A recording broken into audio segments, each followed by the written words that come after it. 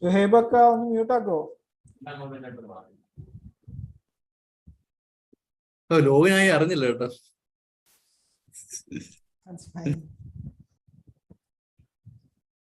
പിന്നെ എന്തൊക്കെയുണ്ട്, അങ്ങനെയൊക്കെയുണ്ട് പഠിത്തമൊക്കെ? What thing is going on?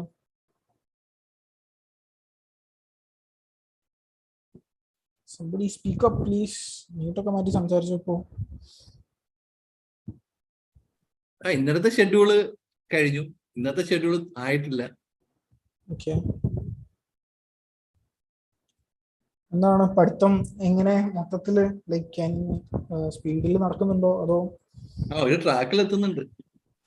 Okay fine. വേറെ ആർക്കും ഒന്നും പറയാനില്ല? ഷുഹൈബ് മാത്രമേ ട്രാക്കിലുള്ളൂ? കുറച്ച് ലാഗാണ്, ഫുൾ റേഞ്ച് ഉണ്ട് ഇവിടെ. ഓക്കെ ആണോ അനക? ഈ അക്കൗണ്ട്സിന്റെ ഒക്കെ നമ്മൾ പ്രോബ്ലം ചെയ്യുമ്പോഴേ ഓരോ ചാപ്റ്ററിൽ നിന്ന് ഈ 2 ക്വസ്റ്റ്യൻ വീതം ചെയ്തു പോയാൽ പോരെ? സെപ്പറേറ്റ് ചാപ്റ്റർ ആക്കണം നിൽക്കണോ? ഇപ്പൊ ഇന്ന് ഫസ്റ്റ് ചാപ്റ്റർ 2 ക്വസ്റ്റ്യൻ, നാളെ സെക്കൻഡ് ചാപ്റ്റർ 2 ക്വസ്റ്റ്യൻ. അപ്പൊ എല്ലാ ചാപ്റ്ററും ഒരു ഐഡിയ വരുമല്ലോ, അതല്ലേ ബെറ്റർ? അഡ്വാൻസ്ഡ് അക്കൗണ്ട്സ് ആണോ അതോ ഫസ്റ്റ് ഗ്രൂപ്പിന്റെ അക്കൗണ്ട്സ് ആണോ? First group. ഫസ്റ്റ് ഗ്രൂപ്പിന്റെ അക്കൗണ്ട്സ് റിസ്വാൻ ഉണ്ടോ അതില്? ഇല്ല. ഓക്കെ, ഫസ്റ്റ് ഗ്രൂപ്പിന്റെ അക്കൗണ്ട്സിന് ഫാക്കൽറ്റി ഒന്നും പറഞ്ഞില്ല. അല്ല, നമുക്ക് ഏത് ഇഷ്ടമുള്ള ചെയ്തോളാം പറഞ്ഞു. ഓക്കെ, അത് കുഴപ്പമില്ല. ഞങ്ങൾ എങ്ങനെ ചെയ്യാറെന്ന് വെച്ച് കഴിഞ്ഞാൽ ഏറ്റവും ടഫസ്റ്റ് ആയിട്ടുള്ള 2 ക്വസ്റ്റ്യൻസ് എടുത്ത് പ്രാക്ടീസ് ചെയ്യുക എന്നുള്ളതാണ് ഞങ്ങളൊക്കെ പറയാറ്. ടഫസ്റ്റ് ഓരോരുത്തർക്കും ഓരോ ടൈപ്പിലായിരിക്കും, അതുകൊണ്ടായിരിക്കാം സ്പെസിഫിക്കലി ഒന്നും പറയാത്തത്. പിന്നെ ബാക്കിയുള്ളവരൊക്കെ എങ്ങനെയാ? ഓക്കെ ആണോ? Ashna, Athira, Jaseera, how are studies going on?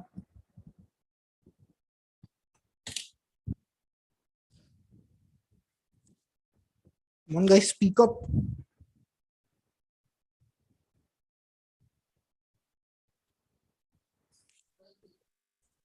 Sir കുഴപ്പമില്ലാണ്ട് പോകുന്നുണ്ട്, ഒരു ട്രാക്കിൽ കയറിയിട്ട്. ഓക്കെ, ബാക്കി അഹമ്മദ്, സബ, ഹരി എന്നാ ഓഡിബിൾ? ക്ലിയർ ആയിട്ട് കേൾക്കുന്നുണ്ടോ എല്ലാവർക്കും? കുഴപ്പമില്ലാന്ന് പറയുന്നു ആഷ്ന.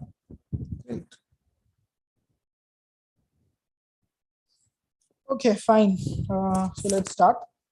ഒരുപാട് ലാഗ് ആക്കണ്ട, കുറേ പോർഷൻസ് ഉണ്ട് കംപ്ലീറ്റ് ചെയ്യാം. Let's go.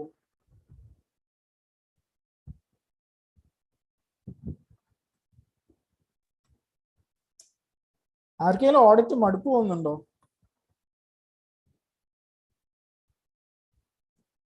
ടു മച്ച് എന്ന് തോന്നുന്നുണ്ടോ? ബോറാവുന്നുണ്ടോ?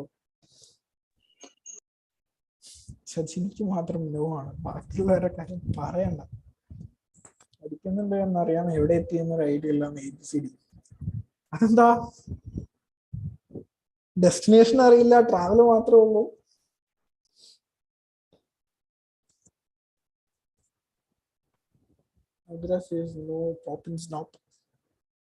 Okay fine. ഇതുവരെയുള്ളതെല്ലാം റിവൈസ്ഡ് ആണോ? First chapter, second chapter?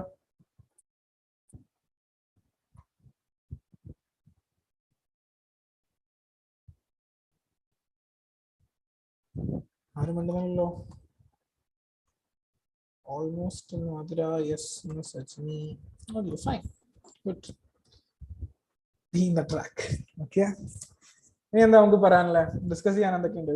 Segment information ഉണ്ട്, പിന്നെ എക്സ്റ്റേണൽ കൺഫർമേഷൻസ് ഉണ്ട്, ഓഡിറ്റ് ഡോക്യുമെന്റേഷൻസ് ഉണ്ട്, ഇന്ന് ഗ്രൂപ്പിൽ ചോദിച്ച കുറച്ച് ക്വസ്റ്റ്യൻസ് ഉണ്ട്.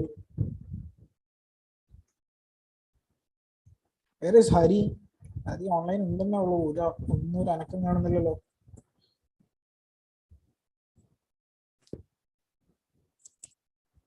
ഹരി ഉണ്ടോ? സാറേ, ഞാൻ ഇപ്പോഴൊക്കെ അറിയാം, നേരത്തെ സൗണ്ട് ഒന്നും കേൾക്കുന്നില്ലായിരുന്നു. Okay fine. എന്താണ് പഠിത്തം എങ്ങനെയുണ്ട്? പഠിത്തം എന്താ പഠിക്കുന്നുണ്ട് സാറേ, എന്താ പഠിക്കണമെന്നൊന്നും പിടുത്തമില്ലാതെ. പഠിച്ചിട്ട് കാര്യമില്ല നോക്കി.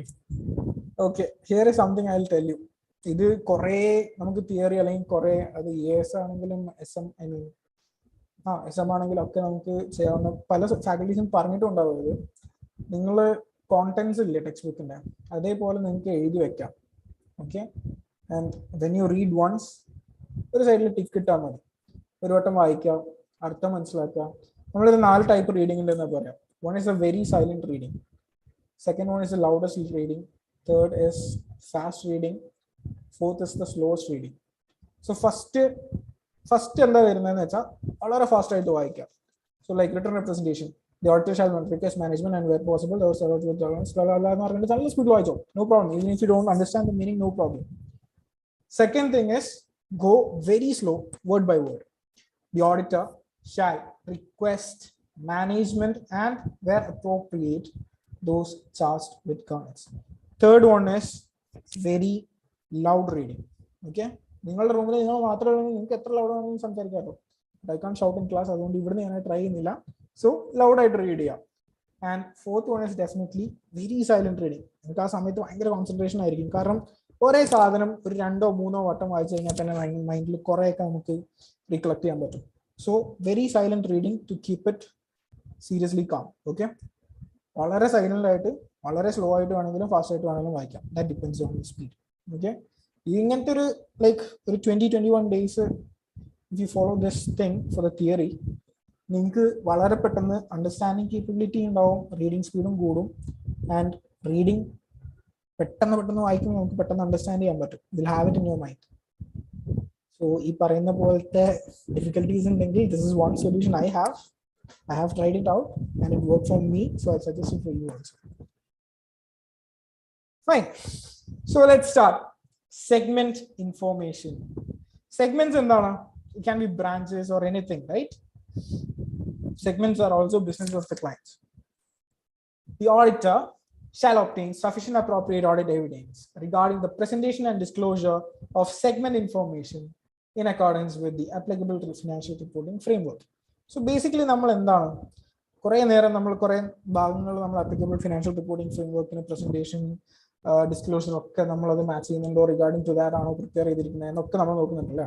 So will also look in not only the main branches but also the segments of the business. So എങ്ങനെയൊക്കെ? By obtaining an understanding of the methods used by the management in determining segment information. Further, evaluating whether such methods are likely to result in disclosure in accordance with the AFRF, and where appropriate, testing the application of such methods. So endanu parayunnathu? Okay, so what is it? Segment information ne kurichu നമുക്ക് sufficient appropriate audit evidence കിട്ടാൻ വേണ്ടി, okay, which is regarding the preparation and presentation of the financial statements prepared, prepare ചെയ്തതും present ചെയ്തതും is there in accordance with what applicable financial reporting framework. അതെങ്ങനെയാണ് നോക്കുന്നത്? First thing is obtaining an understanding. Okay, first thing is obtaining an understanding. ഇന്നത്തെ case എന്താ? Performing analytical procedures ആണ്. Okay, first thing എന്താണ്? Obtaining the understanding of the methods used by management. So ഇങ്ങനത്തെ segment information determine ചെയ്യാൻ വേണ്ടിയിട്ട് management എന്തൊക്കെ methods ആണ് use ചെയ്തിരിക്കുന്നത് എന്നുള്ളത് ഓഡിറ്റർക്ക് മനസ്സിലാവണം ഫസ്റ്റ്, അല്ലെ? Then what? Further, evaluating whether such methods used by the management are likely to result in the disclosure. So ഇതൊക്കെ അവരൊക്കെ എടുത്ത മെത്തേഡ്സ് ഈ പറയുന്ന disclosure, okay, they are likely to result in disclosure എന്നാ പറയുന്നത്.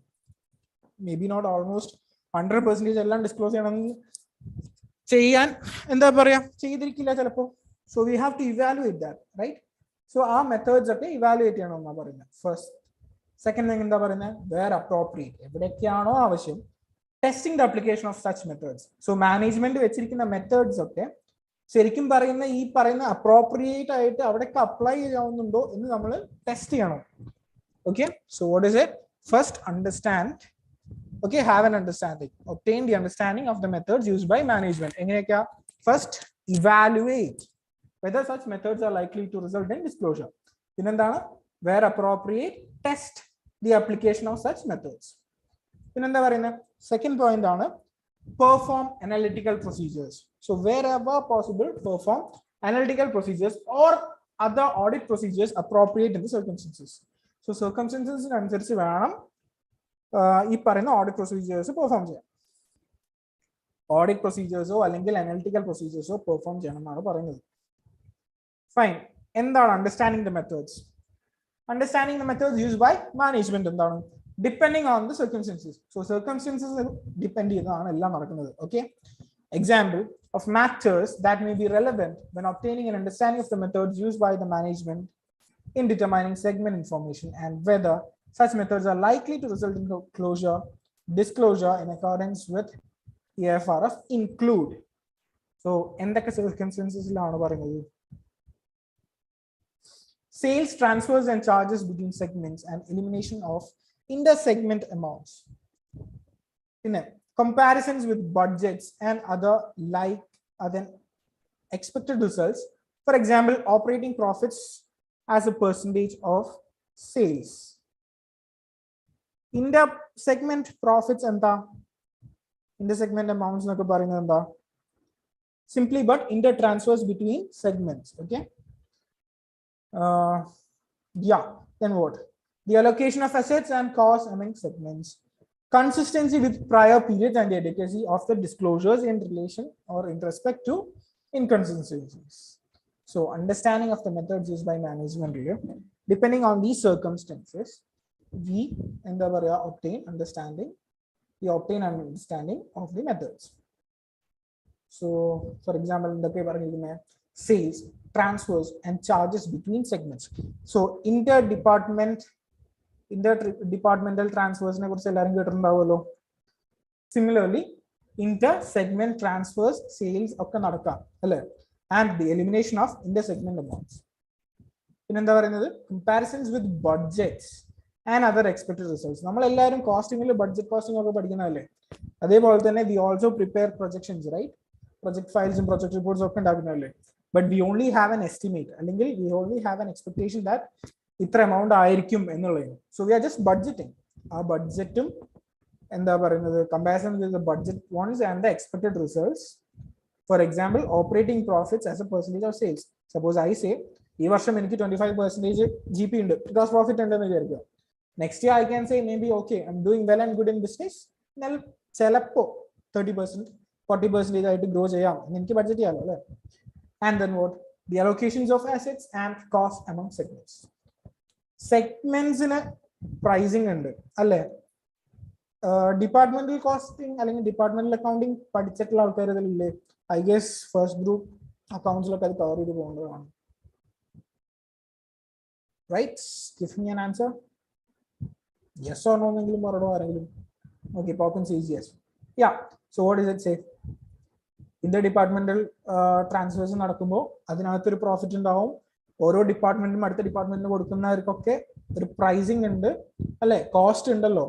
From A to B department transfer ചെയ്യണമെന്നുണ്ടെങ്കിൽ definitely a department will be having a cost on the product, right?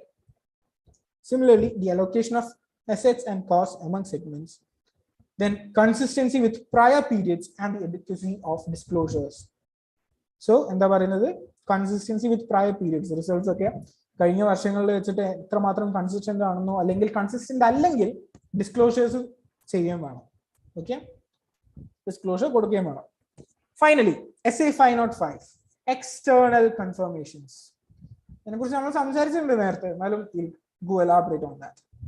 It deals with the auditor's use of external confirmation procedures to obtain audit evidence. Very simple. എന്താണ് objective എന്ന് ചോദിച്ചു കഴിഞ്ഞാൽ just to obtain relevant, reliable audit evidence. Okay.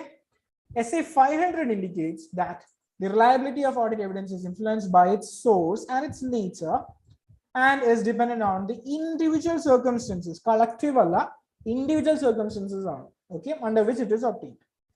The standard also includes the following generalizations applicable to audit evidence. So what? Audit evidence is more reliable when it is obtained from independent sources outside the entity. So endana you have said before, right? External audit evidence is more reliable than internal audit evidence unless the IC never performs well. Internal control work we always depend on external confirmation. We have said that. Yes, Ashna, you have said that. Audit evidence audit evidence obtained directly by the auditor is more reliable than audit directly obtained by the auditor. Audit evidence is more reliable when it exists in documentary form, whether paper, electronic, or any other form, any other medium. Okay, so in മൂന്ന് കാര്യങ്ങളാണ് പറയുന്നത് external confirmation കുറിച്ച്. First thing is it is more reliable when it is obtained from independent sources. രണ്ടാമത്തെ എന്താ പറയുന്നത്? If it is obtained directly by the auditor. Auditor നേരിട്ട് ചെന്നിട്ട്. Okay, so you might ask, physical verification ഒക്കെ ചെയ്യുന്നത് audit staff അല്ലെങ്കിൽ office staff ഒക്കെ അല്ലേന്ന്. You don't do it very simply, right? നിങ്ങൾ അവിടെ നിന്ന് observe ചെയ്യില്ലേ? That is even direct. Okay, then what? Audit evidence is reliable if it exists in documentary form, whether paper, electronic, or any other medium. Accordingly, depending on the circumstances of the audit, audit evidence in the form of external confirmations received directly by the auditor from confirming parties may be more reliable than evidence generated internally by the entity. Is more reliable than evidence generated internally by the entity. External audit evidence is greater than, has greater relevance than internal audit evidence. This standard is intended to assist the auditor in designing and performing external confirmations to obtain relevant and reliable audit evidence. Simply, it is the objective of the auditor in the standard, and it says when using external confirmation procedures using okay, it is to design and perform such procedures to obtain relevant and reliable audit evidence. It's the objective. And what is the definition? It may be defined as an audit evidence obtained as a direct written response to the auditor from a third party confirming party in paper, electronic, or any other medium. Okay, so what is it? It is a written response. It's a direct written response to the auditor from a third party. So auditor confirming party request aayikkum, confirming party തിരിച്ച് written response ആയിട്ടാണ് കൊടുക്കുന്നത്, reply. Okay, in a paper, electronic, or other medium. So വേറെ കുറച്ച് കാര്യങ്ങളുണ്ട്. I have told you positive and negative confirmation request ഉണ്ട് അല്ലേ? So positive എന്താണ്? A request that the confirming party respond directly to the auditor, indicating whether the confirming party agrees or disagrees with the information in the request or providing the requested information. So എന്താ പറയുന്നത്? Positive ആണെന്നുണ്ടെങ്കിൽ എന്താ ചെയ്യേണ്ടത്? The confirming party either agrees or disagree. സമ്മതിക്കുകയോ അല്ലെങ്കിൽ disagree നിസ്സമ്മതിക്കുകയോ ചെയ്യണം അല്ലേ? For the information in the request by auditor, അല്ലെങ്കിൽ requesting information കൊടുത്തുകൊണ്ട് തന്നെ the confirming party can respond. Then what? Negative confirmation request. A request that the confirming party respond. And so confirming party ഇവിടെ respond ചെയ്യുന്നുണ്ട്. Okay, in both positive and negative confirming party respond ചെയ്യുന്നുണ്ട്. Okay, then what? A request from the confirming party that only if confirming party disagrees, okay, with the information provided in the request. So positive എന്താണ് നമ്മൾ പറഞ്ഞു? Agrees or disagrees. Negative എന്താ? Only disagrees. Okay, if he only disagrees, he'll give a negative confirmation to this, but he responds. Okay, respond ചെയ്യാത്തതിന് നമുക്ക് ഇപ്പുറത്ത് is somebody speaking? Sir, നമ്മളെ ഇതിപ്പോ auditor request ചെയ്യുമ്പോൾ തന്നെ അവിടെ പറയണോ? എന്തായാലും പോസിറ്റീവ് ആണെങ്കിലും നെഗറ്റീവ് ആണെങ്കിലും നിങ്ങൾ ഓഡിറ്റർ തിരിച്ചു പറയാൻ കൺഫേമിംഗ് പാർട്ടിക്ക് ഒരു റിക്വസ്റ്റ് കൊടുത്താൽ മാത്രമല്ലേ അവിടെ ഒരു എക്സ്റ്റേണൽ കൺഫർമേഷന്റെ ഫേസ് തന്നെ ഉണ്ടാവുന്നുള്ളൂ. അതെ ആ കൺഫേമിംഗ് പാർട്ടി റെസ്പോണ്ട് ചെയ്യുന്നുണ്ടെങ്കിൽ പോസിറ്റീവ് ഓർ നെഗറ്റീവ്.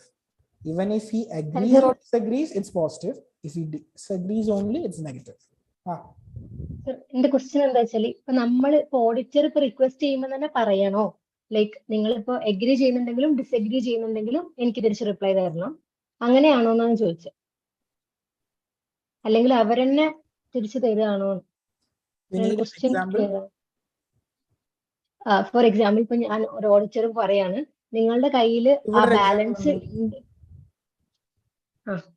അല്ല ഓക്കെ പറയൂ, തന്റെ എക്സാമ്പിൾ പറയൂ. അല്ല സാർ പറഞ്ഞു, കുഴപ്പമില്ല. അല്ല കേക്കട്ടെ പറയൂ. നോ അല്ല ഈ തേർഡ് പാർട്ടി കമ്പൽസറി ആയിട്ട് കൊടുക്കണമെന്ന് റിപ്ലൈ കൊടുക്കണമെന്ന് നിർബന്ധമാണെന്ന് ചോദിച്ചത്. തേർഡ് പാർട്ടിക്ക് ഇപ്പൊ നമ്മൾ റിക്വസ്റ്റ് ഒരു കാര്യം ചോദിച്ചിട്ട് അവർ കമ്പൽസറി ആയിട്ട് അത് ഇപ്പം എഗ്രി ആണോ ഡിസഗ്രി ആണെന്ന് കമ്പൽസറി ആയിട്ട് റിപ്ലൈ ചെയ്യണോ തേർഡ് പാർട്ടി? അങ്ങനെ നിർബന്ധമുണ്ടോ അവർ ചെയ്യണമെന്ന് ഓഡിറ്റർ ചോദിക്കുമ്പോൾ? ഓഡിറ്റർ ചോദിക്കുമ്പോൾ കൺഫേമിംഗ് പാർട്ടി ഓഡിറ്റർക്ക് റിപ്ലൈ കൊടുക്കണം, നിർബന്ധമില്ല. കൊടുക്കുന്നുണ്ടെങ്കിൽ it can be positive negative, കൊടുക്കുന്നില്ലെങ്കിൽ it can be non responsive. Okay, അതായത് failure of the confirming party to respond, അതായത് റെസ്പോണ്ട് ചെയ്യില്ല. Okay, by any chance respond ചെയ്യുന്നില്ല, അല്ല സാഹചര്യം മൂലമായിരിക്കാം റെസ്പോണ്ട് ചെയ്യാത്തത്, അല്ലെങ്കിൽ or fully respond to a positive confirmation request or a confirmation request return undelivered. Okay, ഇനിയുള്ള exception എന്താന്ന് നോക്കാം. A response that indicates a difference between information requested to be confirmed or contained in the entity's records and information provided by the confirming party. Okay, non response നെ കുറിച്ച് സംസാരിക്കാം, then I'll come to your doubt. Okay, non response എന്താ പറയുന്നത്? It is a failure എന്നാ പറയുന്നത്, അല്ലേ? It is a failure of the confirming party to respond or fully respond. So it is the failure of confirming party to respond എന്ന് പറയുന്നത്. Might be ഈ request confirming പാർട്ടിക്ക് കിട്ടാതെ പോയാൽ, okay, കിട്ടാതെ പോയി കഴിഞ്ഞാൽ it is a failure for the confirming party to respond. Okay, ഞാൻ റെസ്പോണ്ട് ചെയ്യുന്നേ ഇല്ല എന്ന് വിചാരിക്കുകയാണെന്നുണ്ടെങ്കിൽ ഇറ്റ് ഈസ് ഫുള്ളി റെസ്പോണ്ട് ചെയ്യാൻ ഫെയിലിയർ ആണെന്നാ പറയുന്നത്. Failure of the confirming party to fully respond എന്ന് പറഞ്ഞു കഴിഞ്ഞാൽ എന്താ, എനിക്കത് കൊടുക്കാൻ താല്പര്യമില്ല, അയാൾ ചോദിച്ച റിക്വസ്റ്റ് എനിക്ക് അതിന് ആൻസർ ചെയ്യാൻ താല്പര്യമില്ല എന്ന് പറഞ്ഞു കഴിഞ്ഞാൽ it is a non response. So a failure, ഇതുവരെ വായിക്കാം. Okay, I will just leave this out. A failure ഇവിടെ വായിക്കാം. A failure to respond or fully respond to positive confirmation request or a confirmation request returned undelivered. നമ്മൾ കണ്ടിട്ടില്ലേ post ഓഫീസിലൊക്കെ നമ്മൾ അയച്ചു കഴിഞ്ഞാൽ, letter അയച്ചു കഴിഞ്ഞാൽ if it is not എന്താ പറയുക delivered, it will be undelivered and returned, അല്ലേ? that is a non response. പിന്നെ വേറെന്താ പറയുന്നത്? പോസിറ്റീവ് കൺഫർമേഷൻ റിക്വസ്റ്റിന് റെസ്പോണ്ട് ചെയ്യാനോ, ലൈക്ക് പാർഷ്യലി റെസ്പോണ്ട് ചെയ്യാനോ അല്ലെങ്കിൽ ഫുള്ളി റെസ്പോണ്ട് ചെയ്യാനോ ഫെയിൽ ചെയ്യുകയാണെന്നുണ്ടെങ്കിൽ it is A non response എന്ന് പറയുന്നത്. ഇനി എക്സെപ്ഷൻ എന്താണ്? A response that indicates a difference between the information requested to be confirmed or contained in the entity's records and the information provided by the confirming party. അതായത് auditor A എന്ന് പറയുമ്പോൾ confirming party said എന്ന് പറഞ്ഞു കഴിഞ്ഞാൽ it is an exception. Coming to your doubt, okay, confirming party എന്തായാലും കൊടുക്കണോ വേണ്ടയോ എന്ന് ചോദിക്കുമ്പോൾ നോൺ റെസ്പോൺസ് വരാൻ എന്താ കാര്യം? അവരത് കൊടുത്തില്ലെങ്കിൽ it is a non response അല്ലേ? കൊടുക്കണമെന്ന് നിർബന്ധമൊന്നുമില്ല. If the confirming party says എനിക്ക് എന്താ പറയാ, നിങ്ങൾ ചോദിക്കുന്നതിനൊന്നും മറുപടി പറയേണ്ട കാര്യമില്ല, ഐ ടേക്ക് ദ ഫിഫ്ത്ത് എന്നൊക്കെ പറഞ്ഞു കഴിഞ്ഞാൽ there is no response, right? So നിർബന്ധമില്ല. ആരാ ചോദിച്ചേ?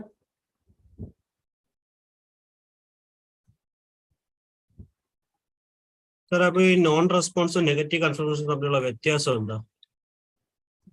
നെഗറ്റീവ് കൺഫർമേഷൻ എങ്ങനെ പോയാലും റെസ്പോൺസ് ഉണ്ട്, ഓക്കെ. ഡിസഗ്രി എന്ന് പറഞ്ഞാൽ അവർ റെസ്പോൺസ് ചെയ്യാതെ ഇരിക്കുന്നതായിക്കോട്ടെ? അല്ല, I'm asking you, ipo njan harikku oru request cheyana, okay? I'm sending you an external confirmation request whether I got, say, sundry creditors, okay? You're my creditor, okay? Allengi you're my debtor. Sundry debtors എനിക്ക് തരാനുള്ള പൈസ, suppose I say it is 80,000 in the books, okay? പക്ഷെ ഞാൻ find out ചെയ്യുന്നത് എന്താണ്, എനിക്ക് 85,000 ഉണ്ടെന്നാണ്. So I sent a request to you asking, books 80,000 ആണ്, പക്ഷെ as per my calculations it is 85,000. So I'll ask you yes or no. ഇത് correct ആണോ അല്ലയോ എന്ന് ചോദിക്കും. Okay? Okay. So if you say no, if you say only no, I'll take it as a negative confirmation response. Okay? Pinne to what say, appo positive confirmation doubt varille കാരണം അവിടെ disagreesum agreesum വരുന്നുണ്ട്. അതെ. Yeah, I'll tell you. Suppose ഞാൻ ചോദിക്കുകയാണ് y or n, this is just the thing, okay? There is no chance for yes, only no മാത്രം പറയുന്നുള്ളൂ. Okay, whatever I ask, you are only telling me no. You always disagree to whatever I say. ഞാൻ 85,000 ഉണ്ടെന്ന് പറയാണ്, you say no. Okay, 80,000 ബുക്സിൽ ഉണ്ടല്ലോ, ഞാൻ 75,000 ആണോ എന്ന് ചോദിക്കുകയാണ്, you say no. എല്ലാത്തിനും എനിക്ക് no ആ കിട്ടുന്നത്. Whatever I ask, you say no. So it is a negative confirmation response. Clear ആയോ? അതിപ്പോ മനഃപൂർവ്വം പാർട്ടി പറയുന്നതാണോ നെഗറ്റീവ് കൺഫർമേഷൻ? കൺഫേമിംഗ് പാർട്ടിയുടെ ഒരു ഇതാണ്, like it is at his discretion whether to say yes, whether to say no, whether to respond even. Okay, ഇപ്പൊ നാലാമത്തെ case കണ്ടില്ലേ, exception. So exception എന്താണ്, ഞാൻ എന്താ പറയാ എന്തെങ്കിലും ചോദിക്കുമ്പോൾ അതിന് വിപരീതമായിട്ടോ അല്ലെങ്കിൽ അതിൻ്റെതായിട്ടല്ലാത്ത ഒരു ഇൻഫർമേഷൻ എനിക്ക് തരികയാണ്, ഞാൻ റിക്വസ്റ്റ് ചെയ്ത ഇൻഫർമേഷനേ അല്ല എനിക്ക് കിട്ടിയതെന്നുണ്ടെങ്കിൽ ഇറ്റ് ഇസ് ആൻ എക്സെപ്ഷൻ അല്ലേ? So it is at the discretion of the confirming party. Respond ചെയ്യണോ, യെസ് പറയണോ, നോ പറയണോ, അല്ലെങ്കിൽ എന്ത് ചോദിച്ചാലും ഞാൻ നെഗറ്റീവായിട്ട് നോ ഐ ഡോണ്ട് നോ, അല്ലെങ്കിൽ എനിക്ക് ഇതിനെ കുറിച്ചൊന്നും അറിയില്ല, ഐ എം നോട്ട് അവെയർ, അല്ലെങ്കിൽ ഞാൻ ഇതിനെ കുറിച്ചൊന്നും പറയില്ല എന്നൊക്കെ പറഞ്ഞിരിക്കുന്ന ടീമിന് നെഗറ്റീവ് നോൺ റെസ്പോൺസ് ഒക്കെ പറയാം അല്ലേ? Are you clear? Adira? Yes, sir. Clear ആണോ? Is there anything? Clear ആണ്. ചോദിച്ചോളൂ, കുഴപ്പമില്ല. ഇല്ല സർ, ക്ലിയർ ആണ്. Fine.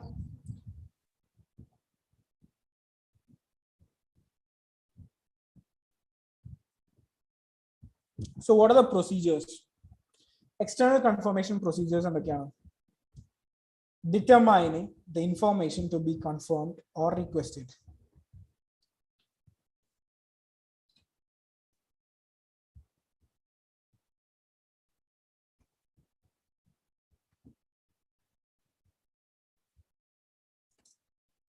So what is it?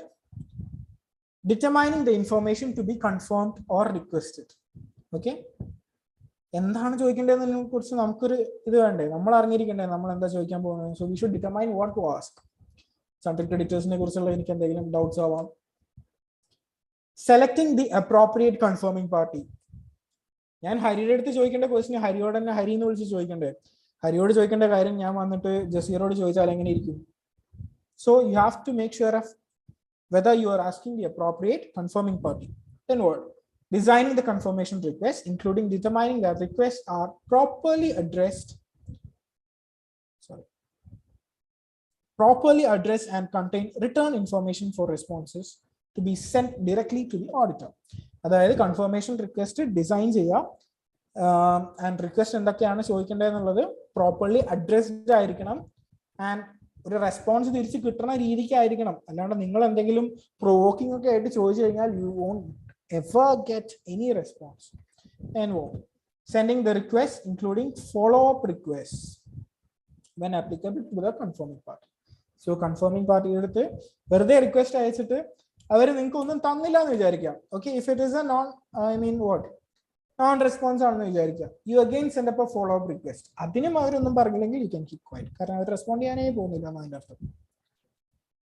So determine the information to be confirmed or requested. ശരിക്കും പറഞ്ഞാൽ നമ്മളിപ്പോ സ്റ്റാൻഡേർഡ് 5 ആണ് പഠിച്ചുകൊണ്ടിരിക്കുന്നത്.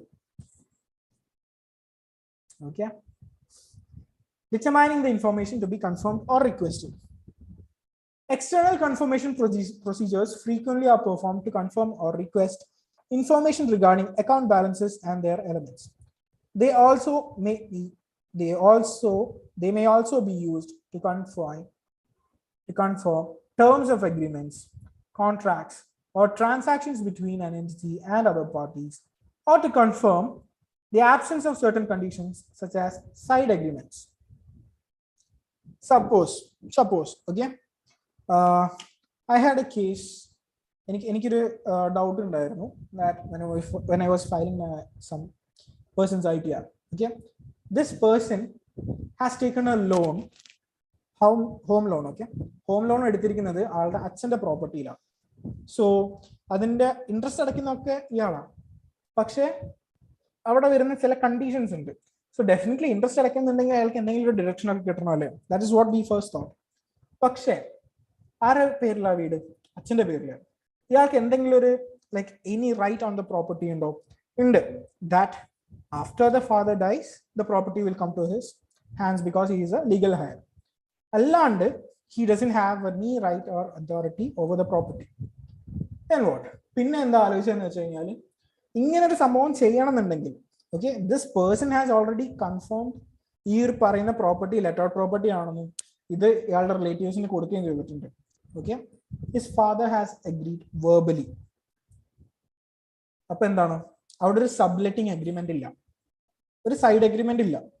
Okay, so there is no proof that ഈ പ്രോപ്പർട്ടി ഇയാളുടെ അച്ഛൻ ഏതെങ്കിലും വിധേന മീൻസ് സബ്ലെറ്റ് ചെയ്യാനോ അങ്ങനെ എന്തെങ്കിലും ഒരു പെർമിഷൻ കൊടുത്തതായിട്ടുള്ള ഒരു ഡോക്യുമെന്റും ഇല്ല, ഒരു ഒന്നുമില്ല, no right. So what we thought was എന്തായാലും അയാൾ ഇൻട്രസ്റ്റ് അടയ്ക്കുന്നുണ്ട്. അച്ഛൻ താങ്ക് യു മോനെ എന്ന് പറഞ്ഞിട്ട് അത് അച്ഛൻ്റെ കയ്യിൽ അക്കൗണ്ട് ചെയ്യാന്നല്ലാണ്ട് on his we couldn't do anything. That's what absence of certain conditions such as side agreements എന്ന് പറഞ്ഞു കഴിഞ്ഞാൽ അതൊരു എക്സാമ്പിൾ ആയിട്ട് ഞാൻ പറഞ്ഞതാ. സബ്ലെറ്റ് ചെയ്യാൻ അയാൾക്ക് ഒരു അധികാരം ഉണ്ടായിരുന്നില്ല, പക്ഷെ അയാളത് ലെറ്റ് ഔട്ടിന് കൊടുത്തു, ഇതിന്റെ പേരിൽ ഹോം ലോൺ എടുത്തു, പക്ഷെ അയാൾക്ക് അതിനൊന്നും കിട്ടിയില്ല. Okay, so what is A side agreement എന്ന് ചോദിച്ചു കഴിഞ്ഞാൽ സബ്ലെറ്റ് ചെയ്യാന്നുള്ളത് നിങ്ങൾക്ക് മൈൻഡിൽ വരാം. ഞാൻ ഈ എക്സാമ്പിൾ പറഞ്ഞുകൊണ്ട് maybe or maybe not, it won't come, that's due.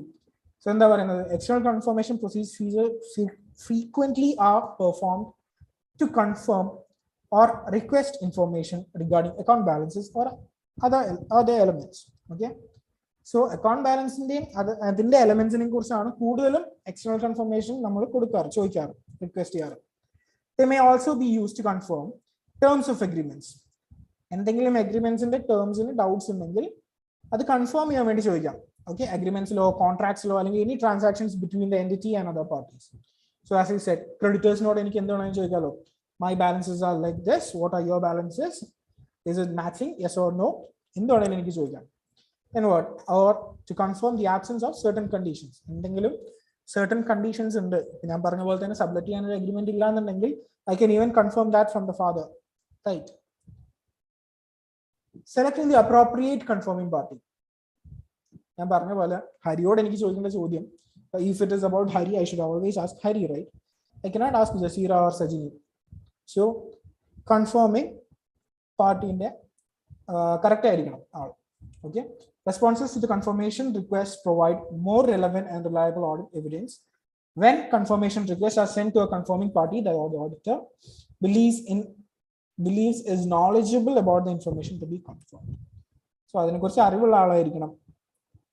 ഞാൻ സൺട്രി ക്രെഡിറ്റർ എയുടെ കാര്യം ബിനോട് പോയി ചോദിച്ചിട്ട് കാര്യമില്ല. Suppose A and B are wife and husband, ഇയാളുടെ എല്ലാ കാര്യവും വൈഫിനെ അറിയണമെന്ന് യാതൊരു നിർബന്ധവും ഇല്ല, right? So എന്നോട് ചോദിക്കാനുള്ള ചോദ്യം എന്നോട് തന്നെ ചോദിക്കണം. Then, for example, a financial institution official who is knowledgeable about the transactions or agreements which is confirmation is requested may be most appropriate person at the financial institution from whom to request confirmation. So suppose I am a person at an institution. ഞാൻ ഒരു accountant ആയിരിക്കാം, finance manager ആയിരിക്കാം, എന്തെങ്കിലും ആയിരിക്കാം. So anything related to finance that person can, auditor can ask me. എനിക്കത് പറയാനുള്ള knowledge ഉണ്ടെങ്കിൽ, if I know about it completely, okay, absolute knowledge ഉണ്ടായിരിക്കണം ആ ഇൻഫർമേഷനെ കുറിച്ച്. അല്ലാണ്ട് പകുതി ഇൻഫർമേഷൻ വെച്ചിട്ട്, പാർഷ്യൽ ഇൻഫർമേഷൻ വെച്ചിട്ട് you can't claim me as a confirming party. So designing confirmation requests. The design of confirmation requests may directly affect the confirmation response rate and the reliability and nature of the audit evidence obtained from responses. So confirming party നിന്ന് കിട്ടുന്ന responses അല്ലെങ്കിൽ response rate, say 80%, 85%, they'll be in, എന്താ പറയാ, ഞാൻ ചോദിച്ച റിക്വസ്റ്റിന്റെ അവർ ചിലപ്പോ even the chances are that rate are 20%. So അത് vary ചെയ്യുന്നത് ഈ ഡിസൈൻ ഡിപ്പെൻഡന്റ് ആണ്. Okay, reliability and nature of the audit evidence obtained from these responses are also dependent upon the design. കാരണം ഡിസൈനിൽ എന്തെങ്കിലും, like the way you write it, I mean the way you ask it, if it is wrong, അല്ലെങ്കിൽ if it's absurd, they might not even answer you. Factors to be considered when designing confirmation requests. What are they? Specific identified wrong, including fraud risks. The layout and presentation of the confirmation request. Prior experience on the audit or similar engagements. Assertions being addressed. The method of communication. Management's authorization or encouragement to the confirming parties to respond to the auditor. Confirming parties may only be willing to respond to a confirmation request containing management's authorization.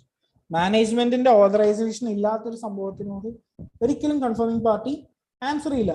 കാരണം if it is without the knowledge of the management, confirming party വിചാരിക്കും it is exactly what they are making him turn against the management.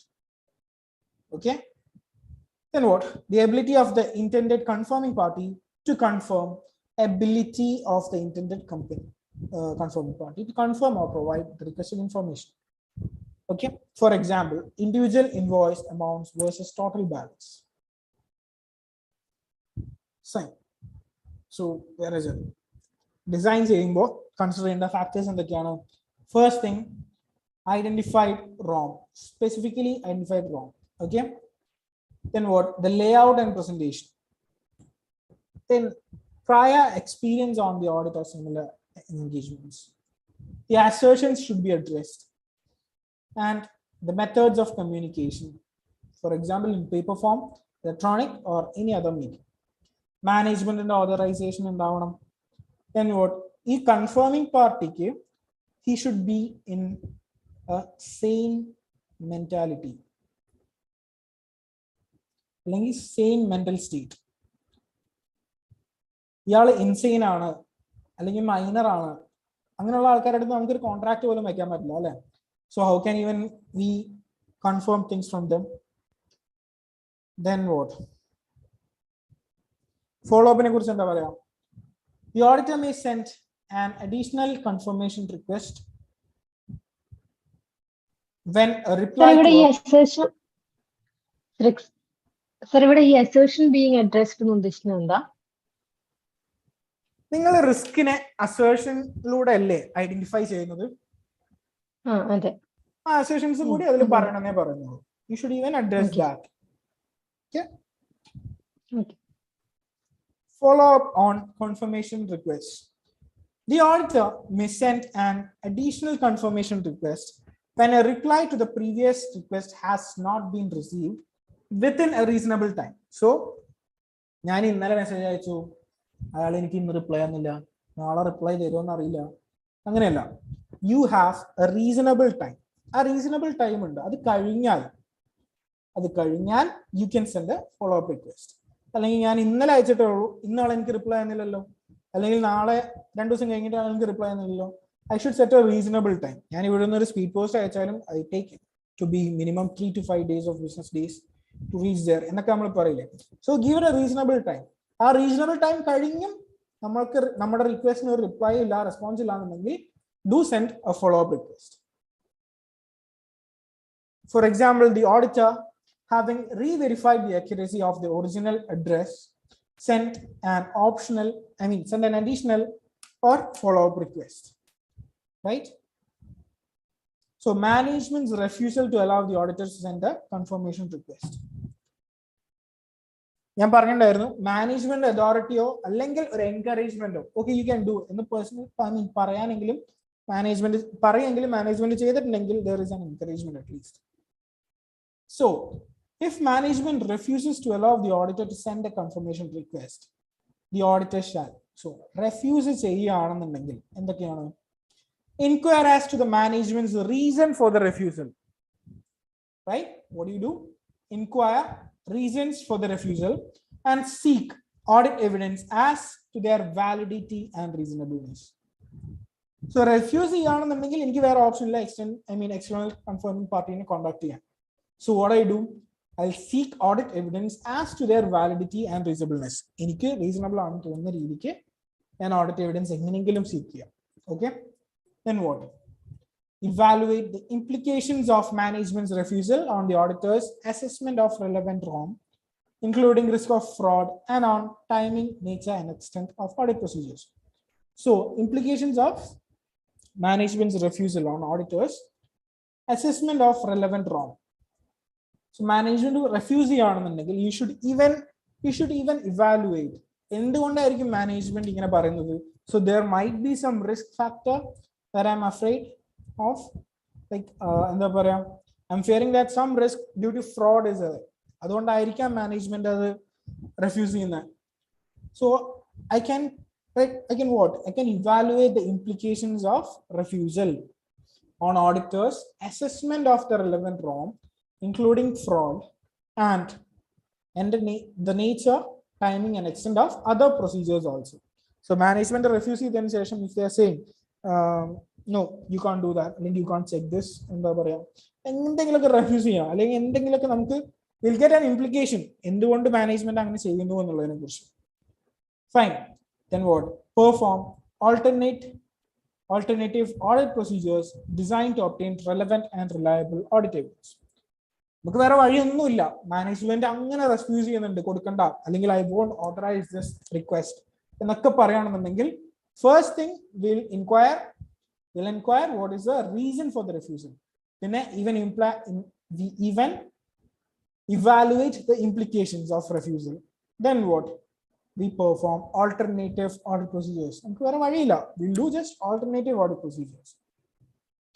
If the auditor concludes that management's refusal to allow the auditor to send a confirmation request is unreasonable, or the auditor is unable to obtain relevant and reliable audit evidence even after performing alternative audit procedures, the auditor shall communicate with those charged with governance in accordance with SA 260.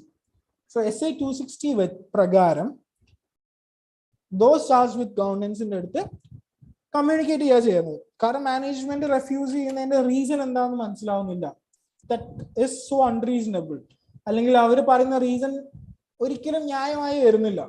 So unreasonable ആണെങ്കിൽ, അല്ലെങ്കിൽ ഓഡിറ്റർക്ക് ഈ പറയുന്ന alternative audit procedures ചെയ്തിട്ട് കൂടി reliable and relevant ആയിട്ടുള്ള audit evidences ഒന്നും കിട്ടുന്നില്ല എന്നുണ്ടെങ്കിൽ definitely he has to communicate with TCWG. Okay, fine.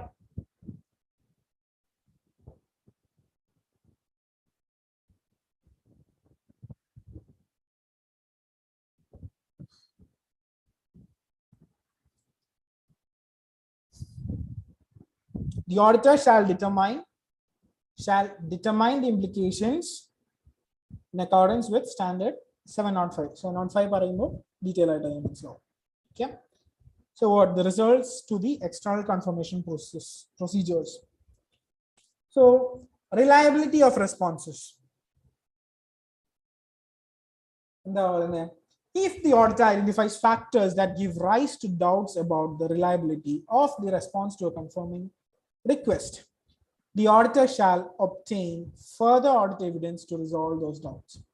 So എന്തെങ്കിലും ഡൗട്ട്സ് തോന്നുകയാണ്, ഓക്കെ, എന്റെ കൺഫർമേഷൻ റിക്വസ്റ്റിന് എനിക്ക് റെസ്പോൺസ് വന്നു, പക്ഷേ എനിക്കൊരു ഡൗട്ട് തോന്നുകയാണ്, ഇത് ശരിയാണോ, അല്ലെങ്കിൽ ഞാൻ ചോദിച്ചതിന് ഇവർ കറക്റ്റ് ആയിട്ടുള്ള ഇൻഫർമേഷൻ തന്നെയാണ് തന്നത്, എന്ന് എനിക്ക് തോന്നുന്നുണ്ടെങ്കിൽ I shall obtain further audit evidence to resolve these doubts. If the auditor determines that a response to a confirmation request is not reliable, the auditor shall evaluate the implications. Okay, evaluate the implications on the assessment of relevant risks of material misstatements, including the risk of fraud and on the relevant net of audit procedures. So, എന്താ പറയുന്നത്? Okay, management അങ്ങനെ refuse ചെയ്യാണല്ലോ. So, I'll check on the implications. If my assessment is right, ഇനി എനിക്ക് പറ്റിയതാണെങ്കിലോ check ചെയ്യാലോ അല്ലേ? What are negative confirmations? Negative confirmations provide less persuasive audit evidence than positive confirmations. Accordingly, the auditor shall not use negative confirmation requests as the sole substantive audit procedure to address and assess risk of material misstatement. So, a negative confirmation എന്താ പറയുന്നത്? What is negative confirmation? What is negative confirmation? Disagree ചെയ്യുമ്പോൾ Yeah, disagree ചെയ്യാൻ മാത്രം ചെയ്യുകയാണെങ്കിൽ it is a negative confirmation. അല്ലേ? So, auditor എന്താണ്? അങ്ങനെ എപ്പോഴും disagree ചെയ്യാന്ന് മാത്രം വെച്ചിട്ട് I can't go further, address it as a response. Okay, the auditor shall not use the negative information request as sole substantive audit procedures എന്ന് പറയുന്നത്. Okay, അത് മാത്രമായിട്ട് എനിക്ക് കൺസിഡർ ചെയ്യാൻ പറ്റില്ല. കാരണം is always disagreeing with it. To address and assess the risk of material misstatements at the assertion level, unless all of the following are present. But there is an exception. Confirmation in use. I can say it is a sole substantive audit procedure to address. How? Unless all of these followings are present in the cap. The auditor has assessed the ROM as low and has obtained sufficient audit evidence regarding the operating effectiveness of controls relevant to the assertion. So, all assertion link is the operating controls in a kursana, internal controls in a kursava. In the Anelava, so controls in a kursana, internal control in the operating effectiveness in a kursana, and then what I should do. He has assessed the risk of material misstatements as low. Sareem in the risk okay, and has obtained sufficient audit evidence, sufficient appropriate audit evidence regarding operating effectiveness of the controls from this negative confirmation. He shall say, okay, it is my sole. I can take it.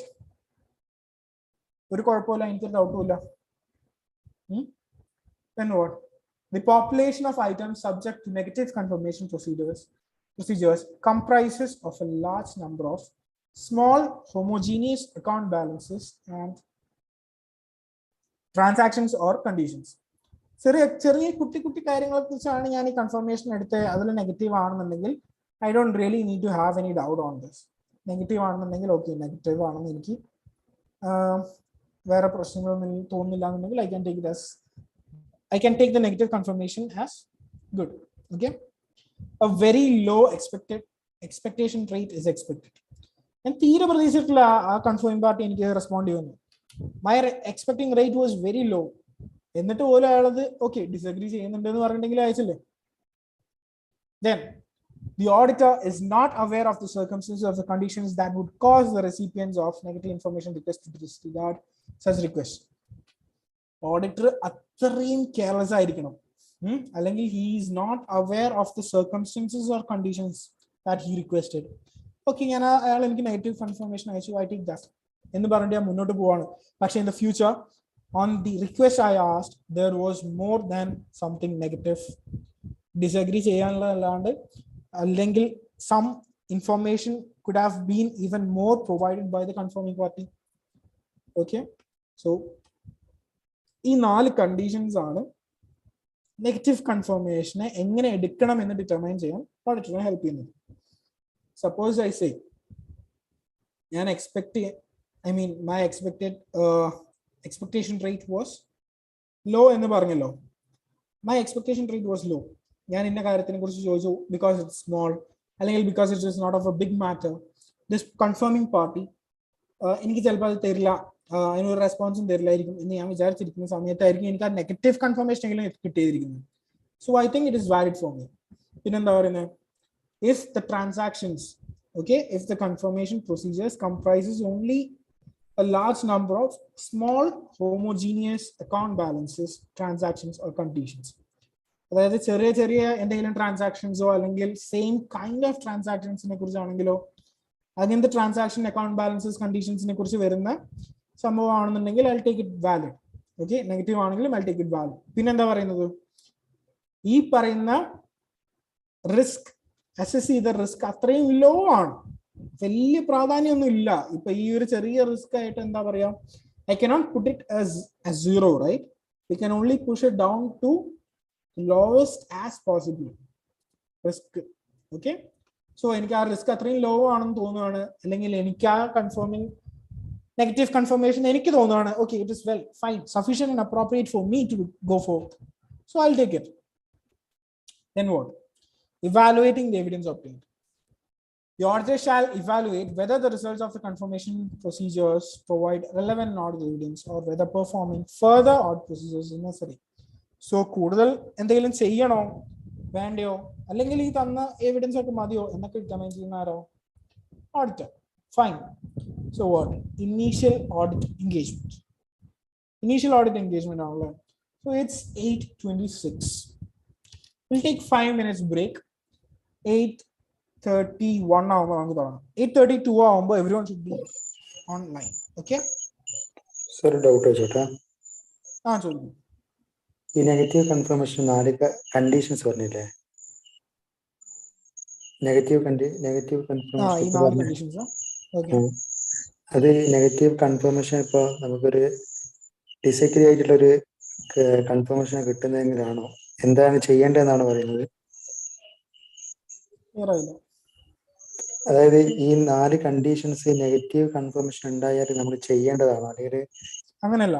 നമുക്ക് ഈ negative confirmation വന്നാലും ഈ പറയുന്ന 4 conditions വെച്ചിട്ടാണ് ഞാൻ അത് വെച്ച് മുന്നോട്ട് പോകണോ വേണ്ടോ, വേറെ എന്തെങ്കിലും എക്സ്റ്റേണൽ കൺഫർമേഷൻസ് റിക്വസ്റ്റ് ചെയ്യണോ എന്നൊക്കെ എനിക്ക് ഡിറ്റർമൈൻ ചെയ്യാൻ പറ്റുന്നത്.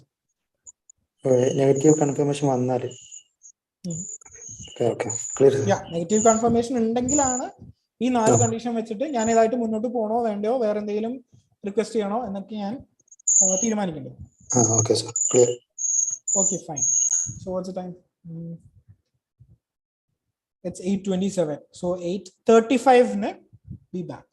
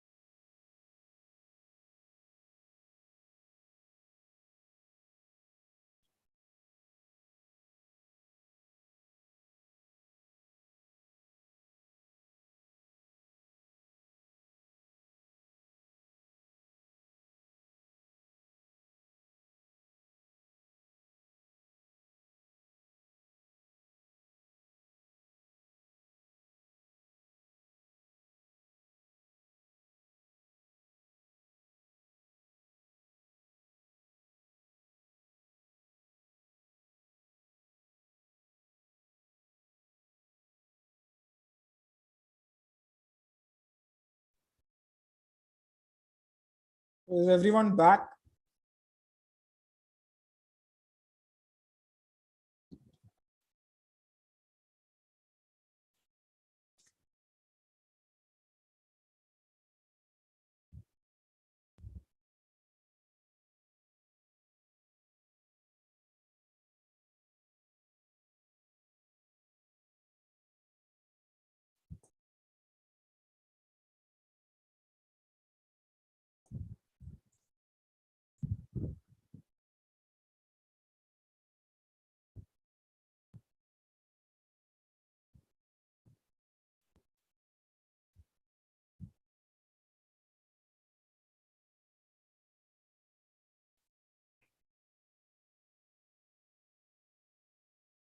സാറേ ഒരു ഡൗട്ട് ചോദിച്ചോട്ടെ?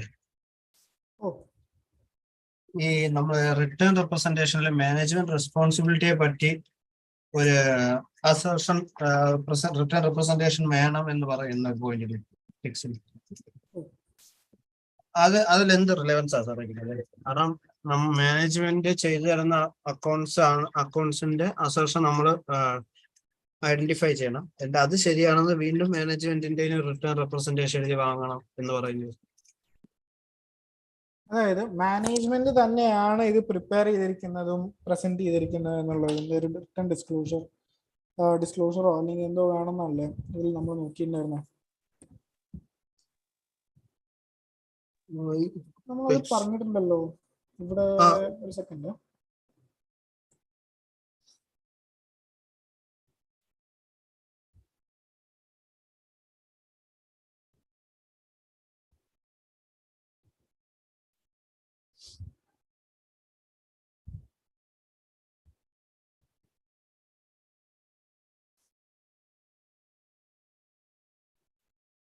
ഹെഡിങ് 3.4 ആണ് sir.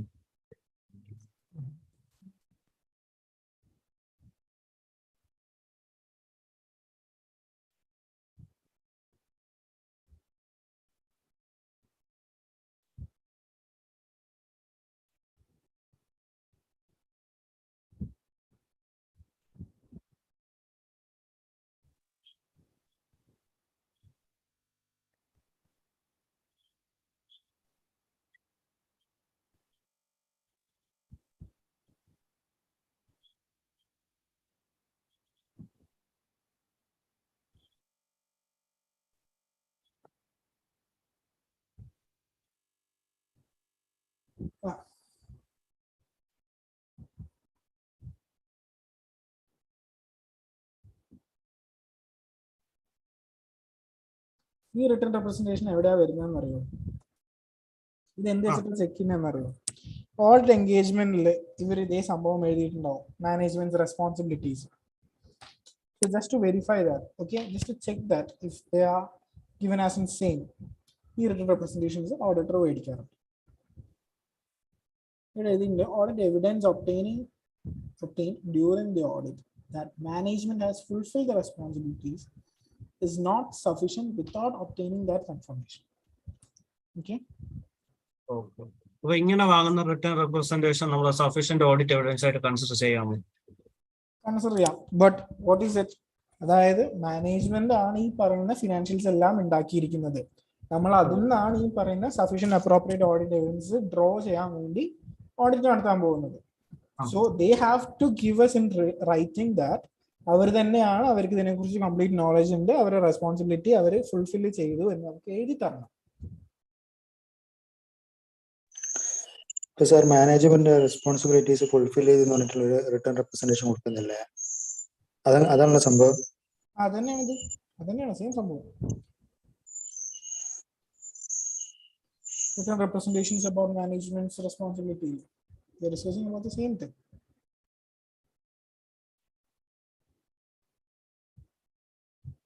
So apart from studies, എന്തൊക്കെയാണ് നിങ്ങൾ ചെയ്യാറ്? ആരും സിനിമയ്ക്കൊന്നും പോയില്ല? ഓപ്പൺഹൈമ, ബാബി, വോയിസ് ഓഫ് സത്യനാഥൻ.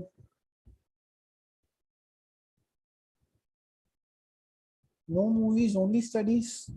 ആ പോളിസി ആണോ?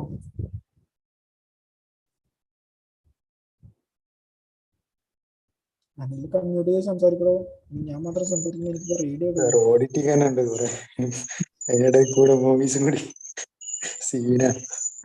ഇത്ര സീനൊന്നുമില്ല. ഞാൻ എൻ്റെ എക്സാമിന്റെ തലേ ദിവസം വരെ എന്തെങ്കിലുമൊക്കെ സിനിമ കാണാറുണ്ട്, just for the is of mind. നല്ല ഭ്രാന്ത് അടിച്ചിരിക്കുമ്പോഴൊക്കെ ഞാൻ സിനിമ കാണാറുണ്ട്.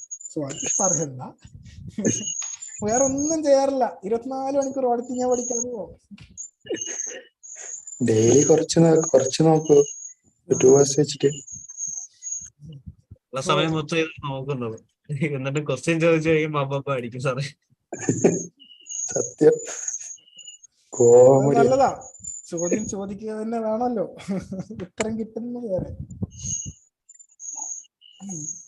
ലൈക്ക് ഞാൻ പറയുകയാണെന്നുണ്ടെങ്കിൽ ഫുൾ ടൈം പഠിത്തം എന്ന് പറഞ്ഞിരിക്കുന്നു വേണ്ട. ലൈക്ക് ഭയങ്കര ബോറിങ് പരിപാടിയാ, ഒന്നും തലയിലും കയറാൻ പോകുന്നില്ല. അങ്ങനെ ഇരിക്കുകയാണെന്നുണ്ടെങ്കിൽ പഠിത്തം ഫുൾ ടൈം നടക്കും ആൾക്കാർക്ക്, പക്ഷെ അവർക്ക് അതിൻ്റെതായ എന്റർടൈൻമെന്റ് അവർ കണ്ടുപിടിക്കുന്നുണ്ട്. Suppose spending time with your family itself is a big deal. So എല്ലാവരും ഫുൾ സ്റ്റഡീസ് എന്ന് പറഞ്ഞിട്ട് ഇരിക്കരുത്. Fine time for your interest also. ഇവിടെ ആർട്ടിക്കിൾസ് ആയിട്ടുള്ള കുറെ പേരുണ്ടാവുമല്ലോ. ആർട്ടിക്കിൾസ് വന്നു കഴിഞ്ഞാൽ പിന്നെ കുറെ നേരം ഒന്നും ടൈമില്ല, ക്ലാസ്സിന് കയറാണ്, അതുകൊണ്ട് ഞാൻ ക്ലാസ് പിന്നീട് കണ്ടോളാം, റെക്കോർഡർ കണ്ടോളാം എന്നൊക്കെ പറഞ്ഞിട്ടുള്ള സ്റ്റുഡൻസിനെ എനിക്കറിയാം. ടൈമില്ല എന്ന് പറയാം. ടൈമില്ലാത്തൊക്കെ നമ്മൾ മാനേജ് ചെയ്യുന്നതല്ലേ. Okay fine. Time management is important. പഠിത്തം തന്നെയാണെന്നുള്ളത് ഞാൻ വിശ്വസിക്കുന്നില്ല. എന്താ പറയാ, you might be finding something else to do also. So അങ്ങനെ ആരുമില്ല, ഫുൾ ടൈം പഠിക്കുന്ന ആൾക്കാരാണെന്നുണ്ടെങ്കിൽ definitely go out with your friends, watch some movies. എന്റർടൈൻമെന്റും വേണം, ഇല്ലാന്നുണ്ടെങ്കിൽ life will become so bored. Fine, back.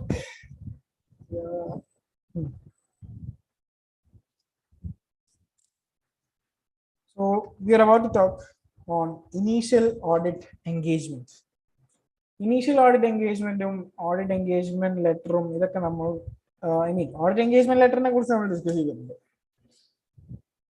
Audit engagement letter initiate ചെയ്യുന്നത് ആരാ? Give me in the chat.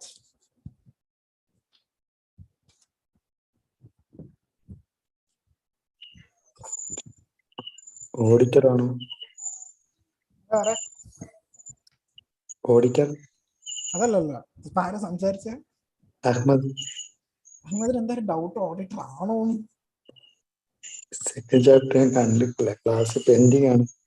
Okay, fine. So Adira and Popin says auditor. അതെ, auditor ആണ് ക്ലയന്റിന് first audit engagement letter initiate ചെയ്യുന്നത്. Fine, നമുക്ക് അതിന്റെ definition നോക്കാം. What is an initial audit engagement? Audit എൻഗേജ്മെന്റിന് ഒരു തുടക്കം വേണ്ടേ? നമ്മൾ ടാക്സ് ഓഡിറ്റ്സോ അല്ലെങ്കിൽ നമ്മൾ എന്തെങ്കിലും ഒരു കമ്പനിയുടെ എന്തെങ്കിലും ഫസ്റ്റ് തിങ് നോക്കുന്നത് ഓപ്പണിംഗ് ബാലൻസസ് ആണല്ലേ. So why? We'll learn. So what is the definition? Definition says that an engagement in which either financial statements for the prior period were not audited. Audit ചെയ്യാത്തതാണെന്നുണ്ടെങ്കിൽ മാത്രമല്ലേ നമുക്ക് അവിടെ പണിയുള്ളൂ. പിന്നെന്താണ്?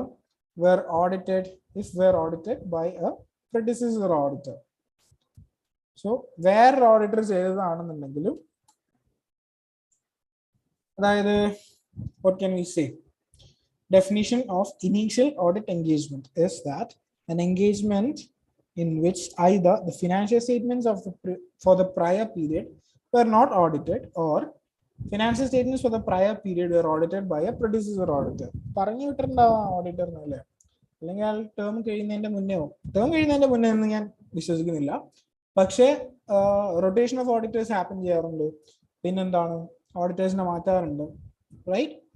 Unsatisfied എന്നുള്ള reason കൊണ്ട് ഓഡിറ്ററിനെ മാറ്റാം.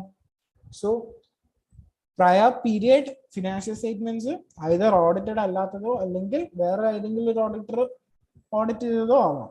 Okay, so ഇനി opening ബാലൻസിനെ കുറിച്ച് പറയാം. Initial audit engagements with respect to opening balances. It deals with the auditor's responsibilities relating to opening balances when conducting an initial audit engagement. So in addition to financial statement amounts, opening balances include matters requiring disclosure that existed at the beginning of the period, such as contingencies and commitments. നമ്മൾ എന്താണെങ്കിലും നമ്മളിപ്പോൾ ഒരു bank ആണെന്നുണ്ടെങ്കിലും bank balance sheet നോക്കുമ്പോൾ we definitely go for opening balances first and foremost നമ്മൾ opening balances നോക്കുന്നത് എന്തിനാണ് നോക്കുന്നതെന്ന് വെച്ച് കഴിഞ്ഞാൽ if last year closing balance, suppose I say there is inventory അല്ലെങ്കിൽ ബാങ്ക് എന്ന് വിചാരിക്കാം cash at bank is 25 lakhs കഴിഞ്ഞ വർഷം. പക്ഷെ ഇപ്പോ ഈ വർഷം സ്റ്റാർട്ടിങ്ങിൽ അവർ കാണിച്ചിരിക്കുന്നത് ക്യാഷ് ബാലൻസസ് 25.5 lakhs ആണെന്ന് വിചാരിക്കാം. So there is a difference. So I need to know what happened in between. അല്ലെങ്കിൽ ഇത് മേ ബി എന്തെങ്കിലും റീസൺസ് കൊണ്ടുള്ള ചേഞ്ചസ് ആവാം. Look, what do we say for the objectives of an auditor? ഇതിന്റെ objectives ആയിട്ട് പറയുന്നത് എന്താ? In conducting an initial audit engagement, the objective of the auditor with respect to opening balances is to obtain sufficient appropriate audit evidence about whether okay, now determine ചെയ്യുന്നേ ഉള്ളൂ whether opening balances contain misstatements that materially affect the current period's financial statements. So last year closing balances തന്നെ ആവണം ഈ ഇയറിലെ opening എന്നില്ലല്ലോ. There might have been some changes, right? So അങ്ങനത്തെ opening ബാലൻസിൽ എന്തെങ്കിലും മിസ്റ്റേറ്റ്മെന്റ്സ് ഉണ്ടോ, and if that misstatements materially affect the current period's financial statements എന്ന് നോക്കണം. പിന്നെ appropriate accounting policies reflect in the opening balances have been consistently applied in the current period's financial statements. So we know about consistency, right? Consistency on what? Accounting policies are. What are accounting policies? Accounting policies and that. If me in the chat or unmute in the accounting policies and that.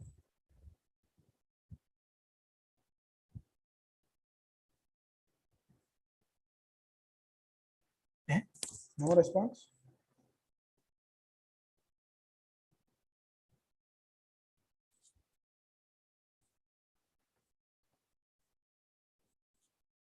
Accounting policies എന്താ? നമ്മൾ follow ചെയ്യുന്ന rules, അതായത് നമ്മൾ ആ ഒരു system SLM use ചെയ്യണോ WDV use ചെയ്യണോ എന്നൊക്കെ പറയുന്നത് ഒരു അക്കൗണ്ടിങ് പോളിസി അല്ലേ? Something better. Guidelines is okay. Options ആണോ? Options അല്ല. Something better. കുറച്ചും കൂടി ഒന്ന് ആലോചിച്ച് നോക്ക്. ഒരാള് who was it who spoke? ആതിരയാണോ?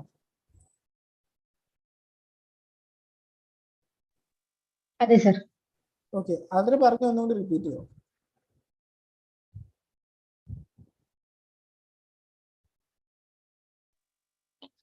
അതായത് കമ്പനി ഫോളോ ചെയ്യുന്ന ഒരു പോളിസി എന്ന് പറയുന്നത് നമ്മളെ റൂൾസ് അല്ലെങ്കിൽ നമ്മളത് ഫോളോ ചെയ്യണം എന്നുള്ള കാര്യം. ഇപ്പൊ regulations അങ്ങനെ അല്ലേ? ആ Rules, regulations, options, guidelines. One second.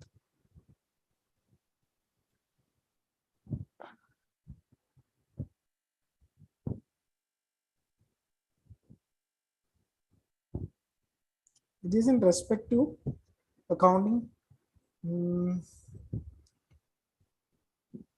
procedures.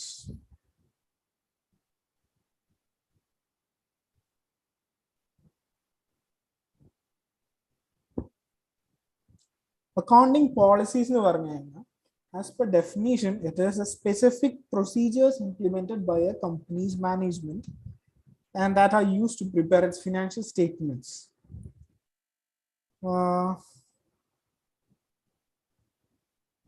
Sir അതല്ല ഇപ്പൊ നമ്മളിപ്പോ ഡിപ്രീസിയേഷനിൽ ഇപ്പൊ നമ്മൾ SLM ഫോളോ ചെയ്യണോ WDU ഫോളോ ചെയ്യണോ എന്നുള്ളത് ഒരു കമ്പനീന്റെ അക്കൗണ്ടിങ് പോളിസി അല്ലേ? പോളിസി ആണോ അതോ അക്കൗണ്ടിങ് എസ്റ്റിമേറ്റ് ആണോ? അത് പോളിസി അല്ലേ സർ? പോളിസി അക്കൗണ്ടിങ് എസ്റ്റിമേറ്റ്സ് എന്താ? Accounting policies are nothing but methods of applying accounting principles. Okay, ഇത് clear ആയിക്കോളൂ. It is just a method of applying accounting principles.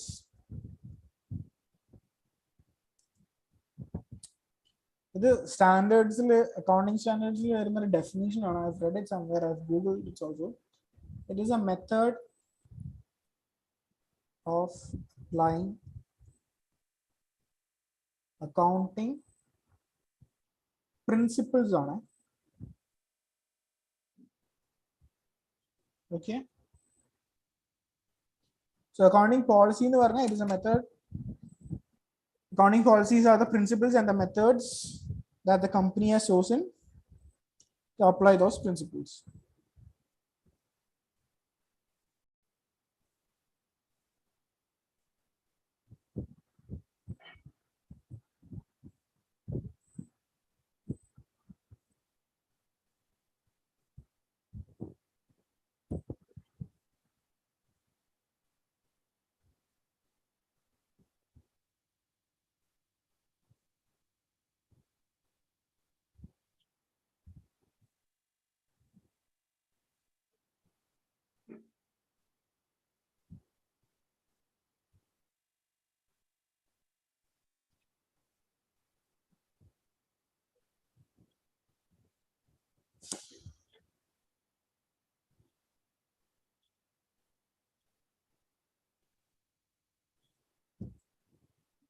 I have a doubt.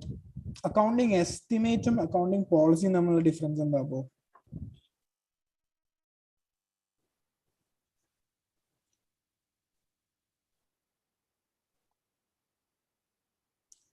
Accounting estimates എന്ന് പറഞ്ഞു കഴിഞ്ഞാൽ they are defined as a monetary amounts in financial statements that are subject to measurement uncertainty എന്ന് പറയുന്നത്. So you don't know about I mean, you're not certain. Assumption on estimate എന്ന് വെച്ച് കഴിഞ്ഞാൽ assumptions അല്ല. Estimate is more of a bit more important than assumption. Accounting estimates in the example കൊടുത്തിരിക്കുന്ന net realizable values or of inventory, accounts receivable, അങ്ങനത്തെ ഒക്കെയാണ്.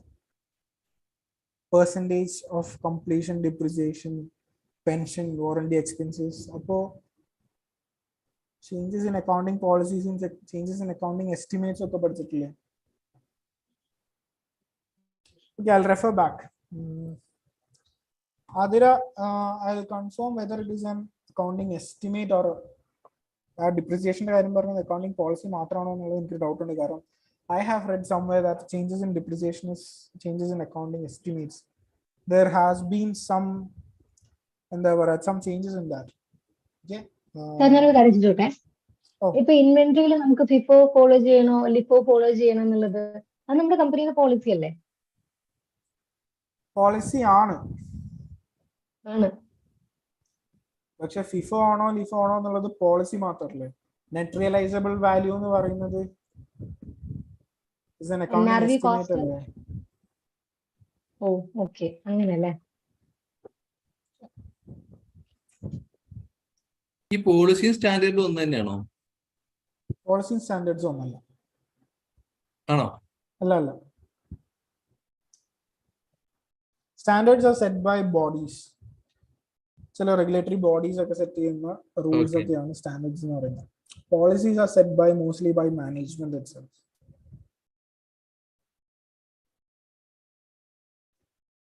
So I'll get back to you on that. കാരണം Hopkins and the change in depreciation method can be termed as a change in accounting estimate, but it can be defined as a change in accounting policy. I've read it somewhere. Okay, Google മാത്രമല്ല, നമ്മുടെ study മെറ്റീരിയലിലും അതുണ്ട്. അക്കൗണ്ട്സിൽ first group അക്കൗണ്ട്സിലാണെന്ന് തോന്നുന്നു. Changes in depreciation methods R changes in accounting estimates ആണ്. പണ്ട് അത് changes in accounting policies എന്നായിരുന്നു, പക്ഷെ അത് മാറ്റിയിട്ട് ചേഞ്ചസ് ഇൻ അക്കൗണ്ടിങ് എസ്റ്റിമേറ്റ്സ് ആക്കിയിട്ടുണ്ട്.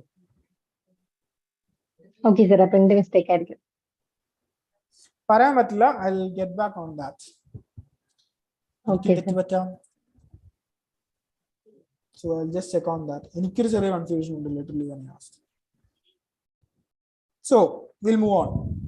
Audit procedures regarding opening balances. So എന്തൊക്കെ procedures ആണ് ചെയ്യുന്നത്? The auditor shall read the most recent financial statements, if any, and the predecessor auditors report thereon, if any, for information relevant to opening balances, including disclosures. So most recent ആയിട്ടുള്ള financial statements ആണ് auditor നോക്കുക. And okay, opening balances ന്റെ കാര്യത്തിലേക്ക് വരുമ്പോൾ most recent ആയിട്ടുള്ള financial statements ആണ് നോക്കുക, if there is any, and അല്ലെങ്കിൽ കഴിഞ്ഞ auditor like the predecessor auditor report എന്തെങ്കിലും ഉണ്ടെങ്കിൽ അതാവും നോക്കുന്നത്, if there is any. The auditor shall obtain sufficient appropriate audit evidence about whether the opening balances contain any statements that materially affect the current period's financial statements by. So നേരത്തെ നമ്മൾ പറഞ്ഞ പോലെ എന്തെങ്കിലും മിസ്സ്റ്റേറ്റ്മെന്റ് opening balances തന്നെ ഉണ്ടെങ്കിൽ if it affects the current period financial statements ഉണ്ടോ എന്ന് നോക്കാൻ, will determine some things, determining whether the prior period's closing balances have been correctly brought forward to the current period, or when appropriate, any adjustments have been disclosed as per prior period items in the current year statement of year. Determining whether the opening balances reflect the application of appropriate accounting policies. Performing one or more of the following. Whether prior year's financial statements were audited, perusing the copies of audited financial statements, including the other relevant documents relating to prior period financial statements. Then evaluating whether audit procedures performed in the current period provide evidence relevant to the opening balances. Performing specific audit procedures to obtain evidence regarding the opening balances. Fine. So എന്താണ് പറയുന്നത്? Audit procedures regarding opening balances. Opening balances എന്താണ് നോക്കുന്നത്? കഴിഞ്ഞ വർഷത്തെ അല്ലെങ്കിൽ ഏറ്റവും recent ആയിട്ടുള്ള financial statements നോക്കും. Then what? അല്ലെങ്കിൽ if it has already been audited, ആ predecessor auditorന്റെ റിപ്പോർട്ടും നോക്കും. ഓക്കെ, ഇനി അതിലൊക്കെ നോക്കിയിട്ട് if auditory sufficient appropriate audit evidence obtained ചെയ്യാൻ വേണ്ടിയിട്ട് he shall look whether those misstatements in the opening balances affects current period financial statements എന്ന് നോക്കും. എങ്ങനെയൊക്കെ? First, determining whether prior periods closing balances have correctly brought forward. Correct ആയിട്ട് brought forward ചെയ്തിട്ടുണ്ടോ അക്കൗണ്ട്സിൽ നിന്ന് നോക്കും. ഓക്കെ, കറണ്ട് പീരിയഡിലേക്ക്. അല്ലെങ്കിൽ എന്തെങ്കിലും അഡ്ജസ്റ്റ്മെന്റ്സ് അതിലുണ്ടെങ്കിൽ അത് ഡിസ്ക്ലോസ് ചെയ്തിട്ടുണ്ടോ എന്നുള്ളത് നോക്കണം. പക്ഷെ ഡിസ്ക്ലോസ് ചെയ്യുന്നത് എവിടെയാണ്? പ്രയർ പീരിയഡ് ഐറ്റംസ് എന്ന് പറഞ്ഞിട്ട് നമ്മൾ പഠിച്ചിട്ടുണ്ട്. Prior period items as a standard in accounting. So അത് പ്രകാരം ഡിസ്ക്ലോസ് ചെയ്യണം ഇൻ കറണ്ട് ഇയേഴ്സ് SOPL. പിന്നെന്താ പറയുന്നത്? Determine whether opening balances reflect the application of appropriate accounting policies. Correct ആയിട്ടുള്ള അക്കൗണ്ടിങ് പോളിസീസ് പ്രകാരമാണ് അതിന്റെ ഓപ്പണിംഗ് ബാലൻസസ് ഉള്ളത് എന്നുള്ളത് നോക്കണം. പിന്നെന്താണ്? Performing one or more of this. Whether prior year financial statements were audited. Prior year, അതായത് prior എന്ന് പറഞ്ഞു കഴിഞ്ഞാൽ മുന്നേ ഉള്ള. Okay, so last years financial statements audit ചെയ്തതാണെന്നുണ്ടെങ്കിൽ perusing the copies of audited financial statements. ഭയങ്കര കാര്യമായിട്ട് തന്നെ audited financial statements നോക്കണം എന്നാണ് പറയുന്നത്. അതായത് you should go through it thoroughly. Okay, last year financial statements audited ആണെന്നുണ്ടെങ്കിൽ ആ audit financial statements ന്റെ കോപ്പീസിലൂടെ you should go through thoroughly, and it includes also the other relevant documents relating to prior period financial statements. So prior period, അതിനു മുന്നേ ഉള്ള പീരിയഡ്സിലെ financial statements relevant ആയിട്ടുള്ള document നോക്കണം എന്നാണ് പറയുന്നത്. ഓക്കെ, തറോ ആയിട്ട് നോക്കണം എന്നാണ് പറയുന്നത്. വെറുതെ നോക്കിയാൽ പോരാ. It's once audited. സോ വീണ്ടും അത് ഓഡിറ്റ് ചെയ്യാൻ വരുമ്പോൾ അത് നോക്കണം എന്ന് പറയുന്നുണ്ടെങ്കിൽ you have to go through it thoroughly. പിന്നെ evaluating whether audit procedures performed in the current period provide evidence relating to the opening balances. So ഈ വർഷത്തെ കറന്റ് പീരിയഡ് ഫിനാൻഷ്യൽ സ്റ്റേറ്റ്മെന്റ്സിന് മുകളിൽ ചെയ്യുന്ന ഓഡിറ്റ് പ്രൊസീജിയേഴ്സ് ഓക്കെ ഈ പറയുന്ന ഓപ്പണിംഗ് ബാലൻസസ് ആയിട്ട് എന്തെങ്കിലും relevance ഉണ്ടോ if it is providing correct എന്താ പറയാ like whatever observations we are doing അതൊക്കെ കറക്റ്റ് ആണോ എന്ന് നമ്മൾ ഇവാലുവേറ്റ് ചെയ്യണം. And what? Perform specific audit procedures to obtain evidence regarding opening balances. So opening balances നോക്കാൻ വേണ്ടി പല procedures ഉണ്ട്. എന്താ പറയാ we'll do all that. If the auditor obtains audit evidence that the opening balances can contain misstatements that could materially affect the current period statements. So auditor audit evidence കിട്ടാണ് in the opening balance definitely current period affect ചെയ്യും materially എന്നുണ്ടെങ്കിൽ the auditor shall perform such additional audit procedures as are appropriate in the circumstances to determine the effect on the current period's financial statements. If the auditor concludes that such material misstatements exist in the current period's financial statements, the auditor shall communicate. Auditor മിണ്ടാതിരിക്കാൻ പറ്റില്ലല്ലോ. He shall communicate it with the appropriate level of management and PCWG in governance with SA 450. SA 450 relates to communications. Okay, we'll come to that. So, എന്താണ് പറയുന്നത് audit procedures ചെയ്തിട്ട് if you are finding that opening balance ൽ വരുന്ന misstatements ഈ പറയുന്ന current financial statements ൽ എന്തെങ്കിലും misstatements വരുത്തുന്നുണ്ടെങ്കിൽ if it is material even we have to perform additional audit procedures എന്നാണ് പറയുന്നത്. So additional audit procedures ചെയ്യുന്നത് എന്തിനാ? To know how much this misstatement has an effect on current statements.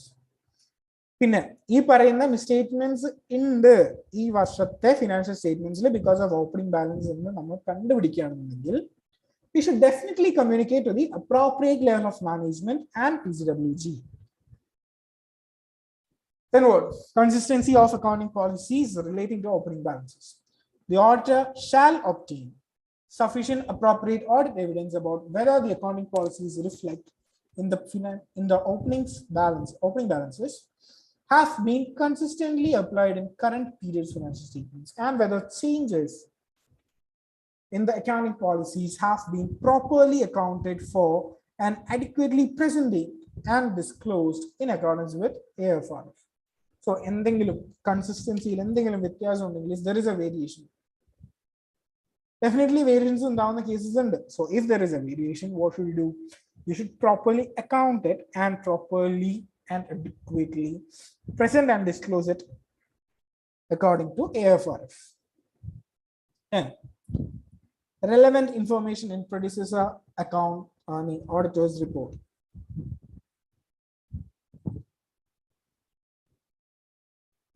If the prior period's financial statements were audited by a predecessor auditor and there was a modification to the opinion, the auditor shall evaluate the effect of matter giving rise to the modification in assessing the wrong in current period's financial statements in accordance with 315. So, in the predecessor auditor on a prior period financial statements audited in the Bengal, okay, and there was a modification to his opinion. The auditor shall evaluate the effect of that matter giving a rise to the modification. Okay, so എന്തുകൊണ്ടായിരിക്കാം predecessor auditor അങ്ങനെ ഒരു modified opinion കൊടുത്തത് എന്നുള്ളതിന്റെ reason. Okay, അതെന്താന്നുള്ളത് ഓഡിറ്റർക്ക് അന്വേഷിക്കാം. Then what? Audit conclusions and reporting in relation to opening balances. If the auditor is unable to obtain sufficient appropriate audit evidence regarding the opening balances, the auditor shall express a qualified opinion or a disclaimer of opinion as appropriate. So, sufficient appropriate audit evidence kittilengi, okay, about the opening balances kittilengi, auditor can express simply a qualified opinion or a disclaimer of opinion.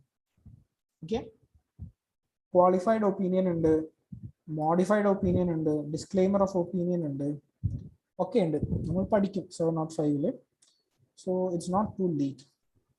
If the auditor concludes that the opening balances contain a misstatement that materially affects the current period financial statements and the effect of misstatement is not properly accounted or not adequately presented or disclosed, the auditor shall express a qualified opinion or an adverse opinion as appropriate. So, auditor conclude ചെയ്യാണ് ഇതിനു മുന്നേ ചെയ്തിരിക്കുന്ന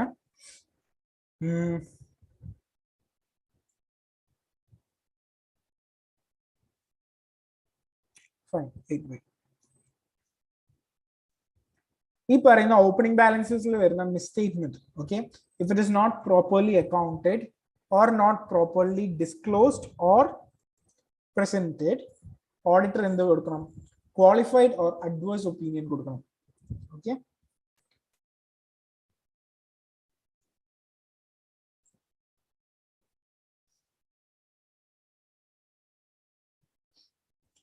consistency of accounting policies. If the auditor concludes that current period's accounting policies are not consistently applied in relation to opening balances, or a change in accounting policies is not properly accounted for, or are not adequately presented or disclosed in accordance with the applicable financial reporting framework, the auditor shall express a qualified or an adverse opinion.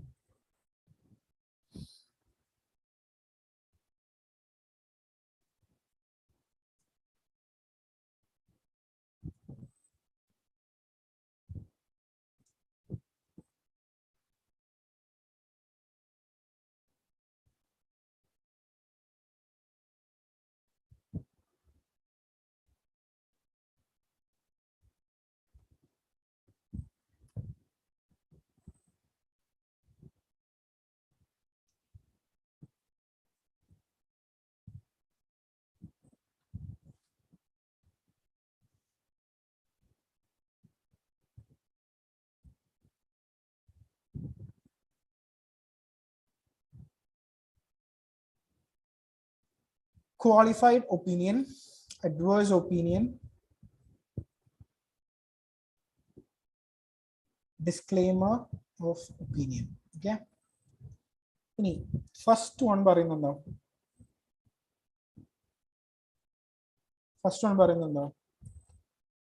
ഇവിടെ okay, if the auditor is unable to obtain sufficient appropriate audit evidence, okay, എന്താണ് പറയുന്നത്? ക്വാളിഫൈഡും disclaimer of opinion ആണെന്ന് പറയുന്നത്. Okay, auditorku unable to obtain sufficient appropriate audit evidence, we give qualified and disclaimer of opinion. Okay, auditor ku endakku cheyidalum, not even in the case of opening balances, endu cheyidalum, okay, sufficient appropriate audit evidence obtained ചെയ്യാൻ പറ്റില്ല എന്നുണ്ടെങ്കിൽ he gives a qualified or disclaimer of opinion. Now, if the auditor concludes that the opening balances contain, okay, ഇതിങ്ങനെ ഉണ്ടെന്ന് പറയാണ്, okay, മിസ്സ്റ്റേറ്റ്മെന്റ് ഉണ്ടെന്നും പറയുന്നുണ്ട്, പക്ഷേ what is the second one? He concludes there is a misstatement, but he doesn't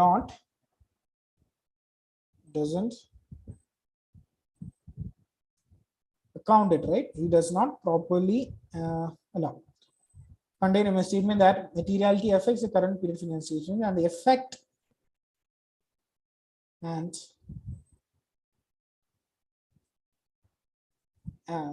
if effect is not properly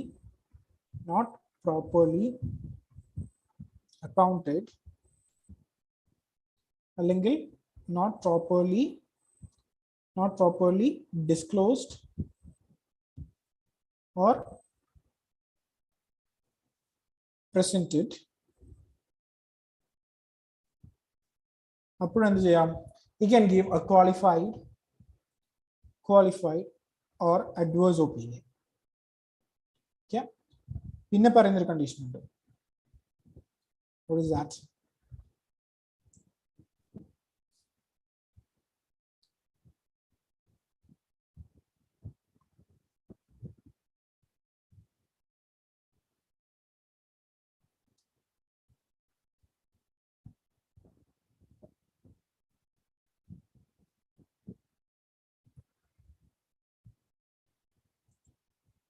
accounting policies are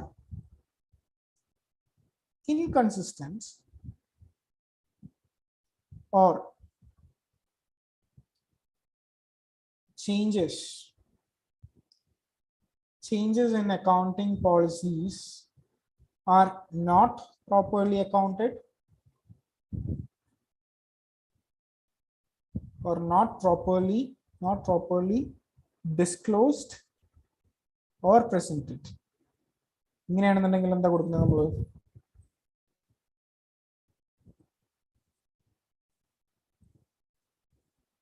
Qualified and adverse opinions. Okay.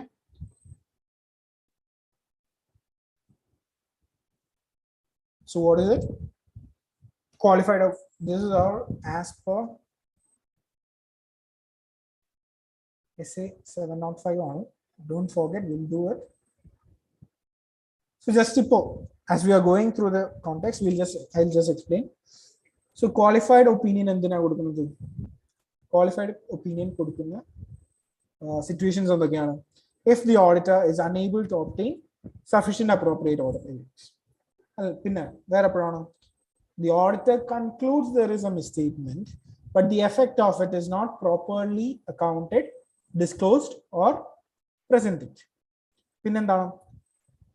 Inconsistency is there in the accounting policies for the current period, or such changes in accounting policies are not properly accounted, disclosed or presented. These situations like any qualified opinion could come. It is according to my discretion and according to essay 705. Adverse opinions when he concludes there is a misstatement and its effect is not properly or accounted, disclosed, presented. Accounting policies inconsistent അല്ലെങ്കിൽ changes in the accounting policies are not properly accounted, disclosed or presented. പക്ഷേ disclaimer of opinion കൊടുക്കുന്ന എപ്പോഴാ? If the auditor is unable to obtain sufficient appropriate evidence. So the modification to the opinion produces a auditor's report.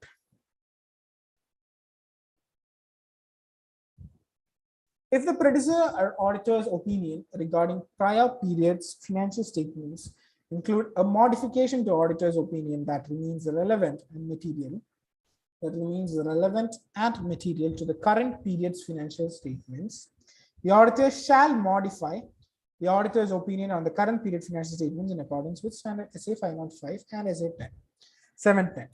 So essay 710 and 705 which ഓഡിറ്റർക്ക് prayer audit ചെയ്ത, അതായത് preceding ഓഡിറ്ററിന്റെ auditor റിപ്പോർട്ടിൽ modifications വരുത്താം. പക്ഷെ depending only on the current period financial statements. Okay. So sir doubt ചോദിച്ചോട്ടെ? ഈ 6.4 ഈ 6.7 തമ്മിൽ വ്യത്യാസം എന്താ? ഈ റെലവന്റ് ഇൻഫർമേഷൻ പ്രൊസീഡർ ഓഡിറ്റേഴ്സ് റിപ്പോർട്ടും ഈ മോഡിഫിക്കേഷനും തമ്മിലുള്ള വ്യത്യാസം എന്താ? അതായത് വേറെ ഒന്നുമില്ല, അതായത് പ്രൊഡ്യൂസർ ഓഡിറ്റേഴ്സ് റിപ്പോർട്ടിൽ നമ്മൾ അണ്ടർസ്റ്റാൻഡ് ചെയ്യുന്ന കുറച്ച് കാര്യങ്ങളുണ്ട്. ഓക്കെ, അതില് പ്രൊഡ്യൂസർ ഓഡിറ്റർ തന്നെ മോഡിഫൈ ചെയ്തിട്ടുണ്ട്.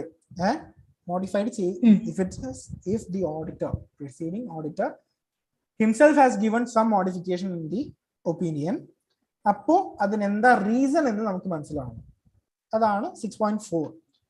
6.7 എന്താന്ന് വെച്ച് കഴിഞ്ഞാല് പ്രീവിയസ് ഓഡിറ്ററിന്റെ റിപ്പോർട്ടില്, റിപ്പോർട്ടിൽ എന്തെങ്കിലും മോഡിഫിക്കേഷൻസ് വരുത്തുന്നത് നമ്മൾക്ക് ഇപ്പോ ഈ കറന്റ് പീരിയഡിൽ എന്തെങ്കിലും ചെയ്യണം എന്ന് തോന്നുന്നുണ്ടെങ്കിൽ വി ക്യാൻ മേക്ക്. അതാണ് 6.7. Fine. Okay, fine. Then, meaning of related party. Say 550 says related parties. Related parties endana? It deals with the auditor's responsibilities regarding related party relationships and transactions when performing an audit of financial statements. So, in the definition of related party, that it says a party that is either a related party as defined in the applicable financial reporting framework. So AFRF adinne definition koduttundu. If that definition meets, he is a related party, where AFRF establishes minimal or no related party requirements, a person or other entity, related party ആർക്കൊക്കെ ആവാം, ഒരു പേഴ്സണോ ഒരു എൻറ്റിറ്റിക്കോ ആവാം. Okay, AFRF ഒന്നും പറഞ്ഞിട്ടില്ല, അല്ലെങ്കിൽ AFRF ഇതിനെ കുറിച്ച് വളരെ മിനിമൽ ആയിട്ടേ പ്രശംസിച്ചിട്ടുള്ളൂ എന്നുണ്ടെങ്കിൽ, what can we say? A person or other entity that has control or significant influence. Significant influence in a percentage rate ഉണ്ട് അല്ലേ? ഉണ്ടോ? Have you studied anywhere? 21. 21. Yeah, 20 or more എന്നാണോ അതോ 21 ആണോ? 20 or more, sir. 20 or more എന്നാണ് ഞാൻ വായിച്ചിട്ടുള്ളത്. Correct me if I'm wrong. 20 or more, right? Yeah, 20 എന്ന് സച്ചിനി പറഞ്ഞു. So I guess 20 or more. So significant influence directly or indirectly. What is it? Directly or indirectly through one or more intermediaries over the reporting entity. Reporting entity എന്ന് പറയുന്നത് നമ്മുടെ client ആണ്. Okay, so എന്താ പറയുന്നത്? A person or other entity, ഒരു ആൾക്കോ അല്ലെങ്കിൽ വേറൊരു എൻറ്റിറ്റിക്കോ, who has control or significant influence directly or indirectly through one or more intermediaries over the reporting entity. അവരെ നമുക്ക് റിപ്പോർട്ടിംഗ് പാർട്ടി, അവരെ നമുക്ക് റിലേറ്റിംഗ് പാർട്ടി എന്ന് വിളിക്കാം. Okay, related party. Then who? Another entity over which the reporting entity has control or significant influence directly or indirectly through other intermediaries. നേരത്തെ പറയുന്നത് എന്താ? If a person or an entity has some control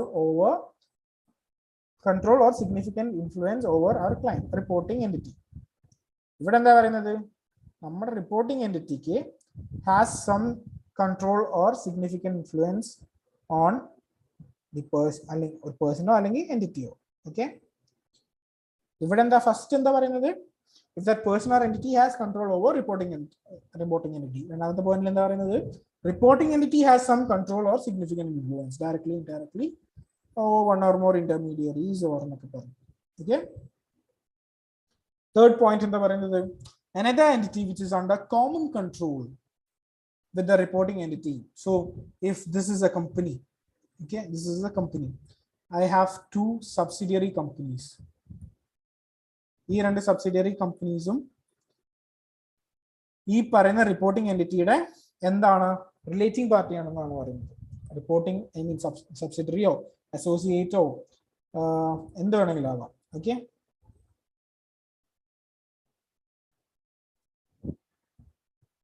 fine. Another entity which is under common control with the reporting entity through having common controlling ownership, owners who are close family members or common key management. മൂന്ന് ടൈപ്പിലാണ്. ഒന്നില്ലെങ്കിൽ common controlling ownership ആയിരിക്കണം. Okay, same കമ്പനിയുടെ അണ്ടറിൽ വരുന്ന രണ്ട് subsidiary companies അങ്ങനെ. Okay, controlling ownership same ആണ്. അല്ലെങ്കിൽ owners who are close family members. Sister കമ്പനീസിൽ ചിലപ്പോൾ എൻ്റെ കസിനോ ആരെങ്കിലും ആയിരിക്കാം അതിന്റെ ഓണർ, അങ്ങനെയൊക്കെ. പിന്നെ common key management, so same management ആയിരിക്കാം കൺട്രോൾ ചെയ്യുന്ന ഇതെല്ലാം. Then what? However, entities that are under common control by state,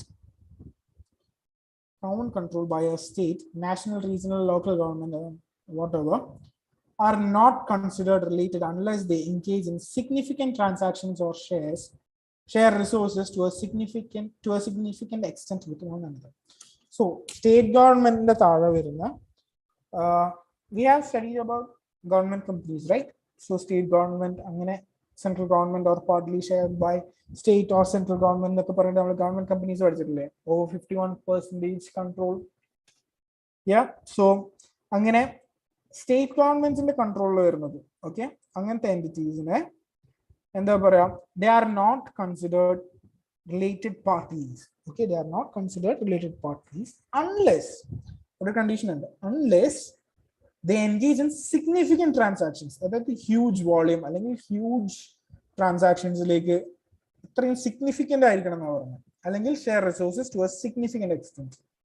But entity resources, material government entity extent use if they provide that much extent of sharing resources, അതിനെയും നമുക്ക് related party എന്ന് പറയാം. ഇത് രണ്ടും ഇല്ലാത്ത കാര്യങ്ങളാണെന്നുണ്ടെങ്കിൽ any common control by a state ഒരു എൻറ്റിറ്റിനെയും നമ്മൾ റിലേറ്റഡ് പാർട്ടി എന്ന് വിളിക്കില്ല. State entities. Okay, fine. Nature of the related party transactions and relationships.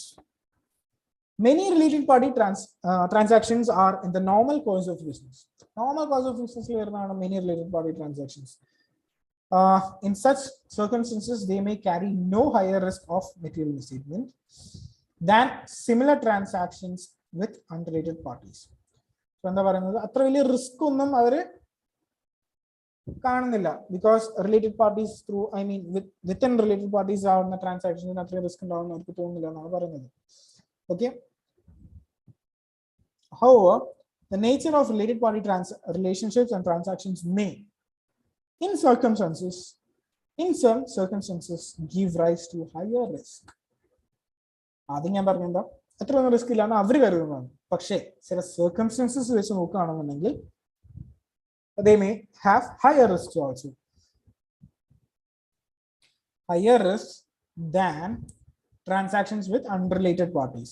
So related parties are saying transactions either they have no risk or they may have high risk when compared with transactions with unrelated parties.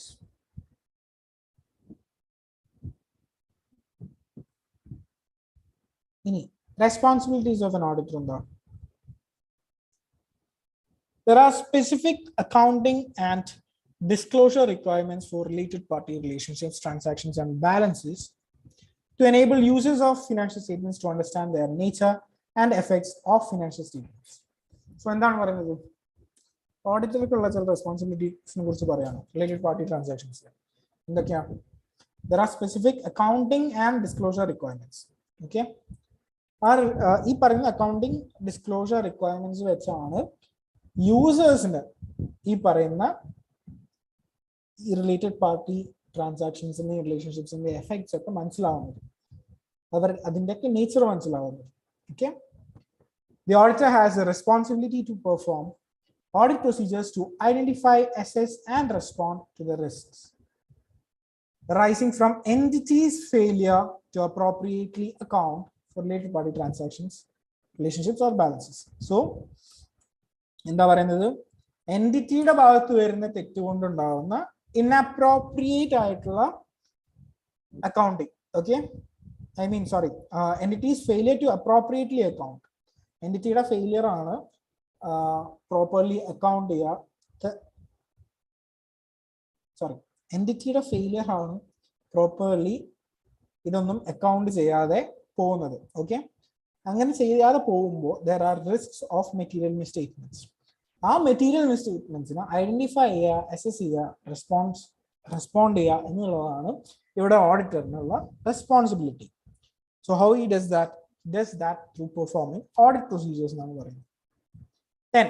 The auditor needs to obtain an understanding of entities' related party relationships and transactions sufficient to be able to conclude whether the financial statements, insofar as they are affected by those relationships and transactions, achieve a true and fair presentation or are not misleading. So, എന്താണ് പറയുന്നത്, ഓഡിറ്റർക്ക് ഈ പറഞ്ഞ related party ട്രാൻസാക്ഷൻസിനെ കുറിച്ചും റിലേഷൻഷിപ്സിനെ കുറിച്ചും ഒരു clear idea ഉണ്ടായിരിക്കണം.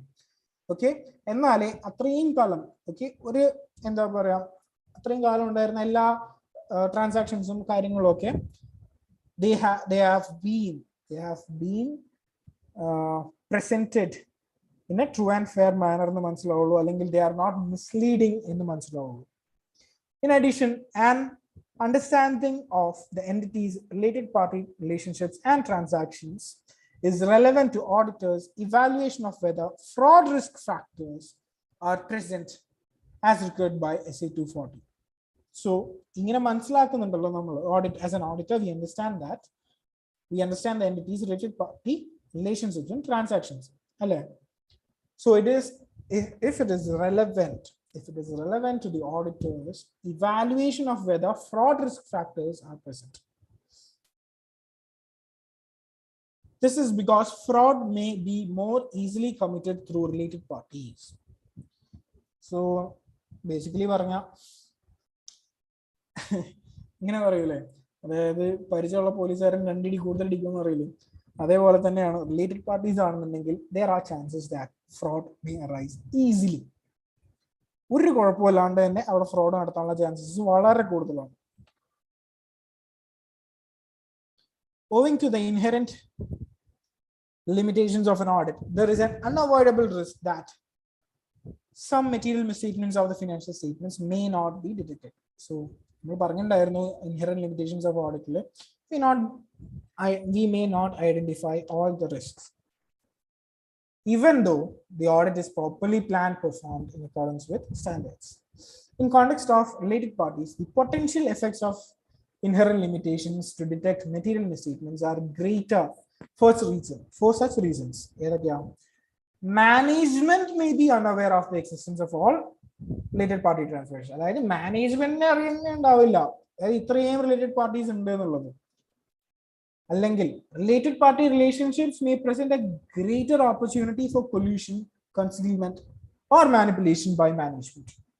ഫസ്റ്റത്തെ case എന്താ പറയുന്നത്, മാനേജ്മെന്റ് മേ ബി അൺഅവെയർ എന്നാ പറയുന്നത്. മാനേജ്മെന്റ് അറിയ പോലും ഉണ്ടാവില്ല ചിലപ്പോൾ ഇത്രയും റിലേറ്റഡ് പാർട്ടി റിലേഷൻഷിപ്സ് എക്സിസ്റ്റൻസ് ഉണ്ടെന്ന്, അല്ലെങ്കിൽ റിലേറ്റഡ് പാർട്ടി റിലേഷൻഷിപ്പ് എക്സിസ്റ്റ് ചെയ്യുന്നുണ്ട് എന്ന് തന്നെ മനസ്സിലാവുന്നില്ലായിരിക്കും, അല്ലെങ്കിൽ അറിയുന്നില്ലായിരിക്കും. പിന്നെന്താ പറയുന്നത്, related party relationships may present A greater opportunity. So അവിടെ കുറച്ചും കൂടിയും നമുക്ക് കള്ളത്തരം കാണിക്കാനും ഫ്രോഡ് കാണിക്കാനും കൊല്യൂഡ് ചെയ്യാനും concealment of facts or amounts അല്ലെങ്കിൽ മാനിപ്പുലേഷൻ ഒക്കെ മാനേജ്മെന്റിന് തന്നെ ചെയ്യാം. മാനേജ്മെന്റ് തന്നെ ചെയ്യാം. റിലേറ്റഡ് പാർട്ടി ചെയ്തതാന്ന് പറഞ്ഞിട്ട് അവരുടെ തലക്കിടാന്നൊക്കെ വിചാരിച്ചിട്ട് മാനേജ്മെന്റിന് തന്നെ അങ്ങനത്തെ കുറെ ചെയ്യാനുള്ള ഓപ്പർച്യൂണിറ്റി അവിടെ ഉണ്ട്. ആദ്യത്തെ കേസിൽ മാനേജ്മെന്റിന് ഒന്നും അറിയില്ലായിരുന്നു, രണ്ടാമത്തെ കേസിൽ മാനേജ്മെന്റ് ആണ് കംപ്ലീറ്റ് ഫ്രോഡ് ചെയ്യണത്, പക്ഷെ റിലേറ്റഡ് പാർട്ടിയുടെ തലക്കിടാന്ന് വിചാരിച്ചിട്ട് വിചാരിക്കും. Planning and performing the audit with professional scepticism.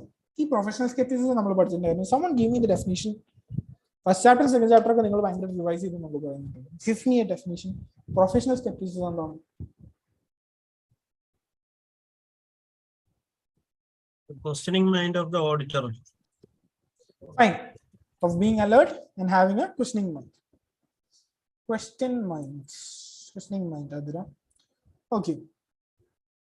Always alert. Planning and performing the audit with professional skepticism as required by the standard is therefore particularly important in this context, given the potential for undisclosed related party relationships and transactions. So, ഈ പറയുന്ന കാര്യങ്ങളിൽ professional skepticism is more of a highlight here. പക്ഷേ given the potential for undisclosed related party relations and transactions can happen. Related party ആണെന്ന് management disclose ചെയ്യാത്ത കേസസും ഉണ്ട്. Okay, so അതൊക്കെ മനസ്സിലാക്കാൻ we should be planning and performing the audit with professional skepticism.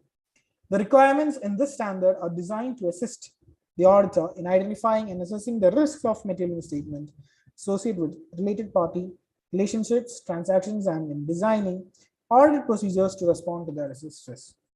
So, ഇവിടെ requirements മാത്രം പറയുന്നുള്ളൂ. അതായത് they have to design to assist the auditor in identifying and assessing the risk associated with related party relationships and transactions, and designing audit procedures to respond with such assessed risk.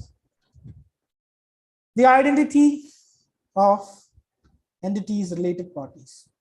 Entities related parties in the identity of determine where the AFRF establishes related party requirements. AFRF enna parayana chala related party requirements.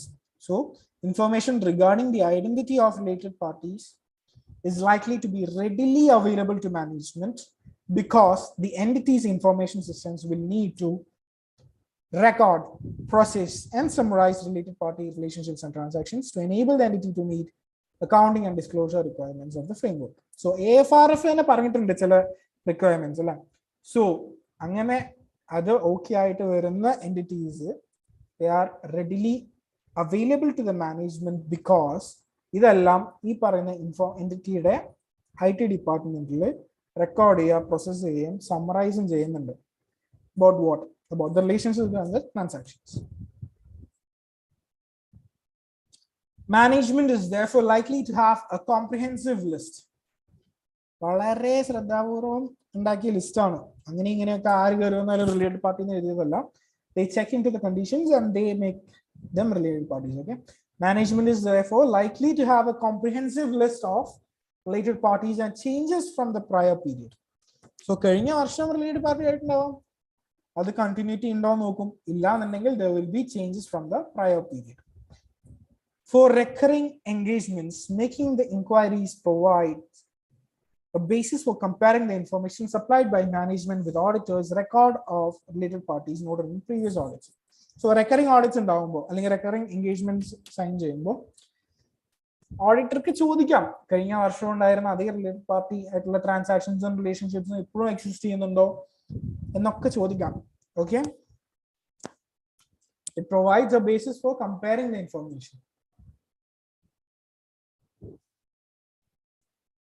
Inquiries provides a basis for comparing the information. Okay. Then, however, where the framework does not establish related party requirements, the entity may not. Someone speaking.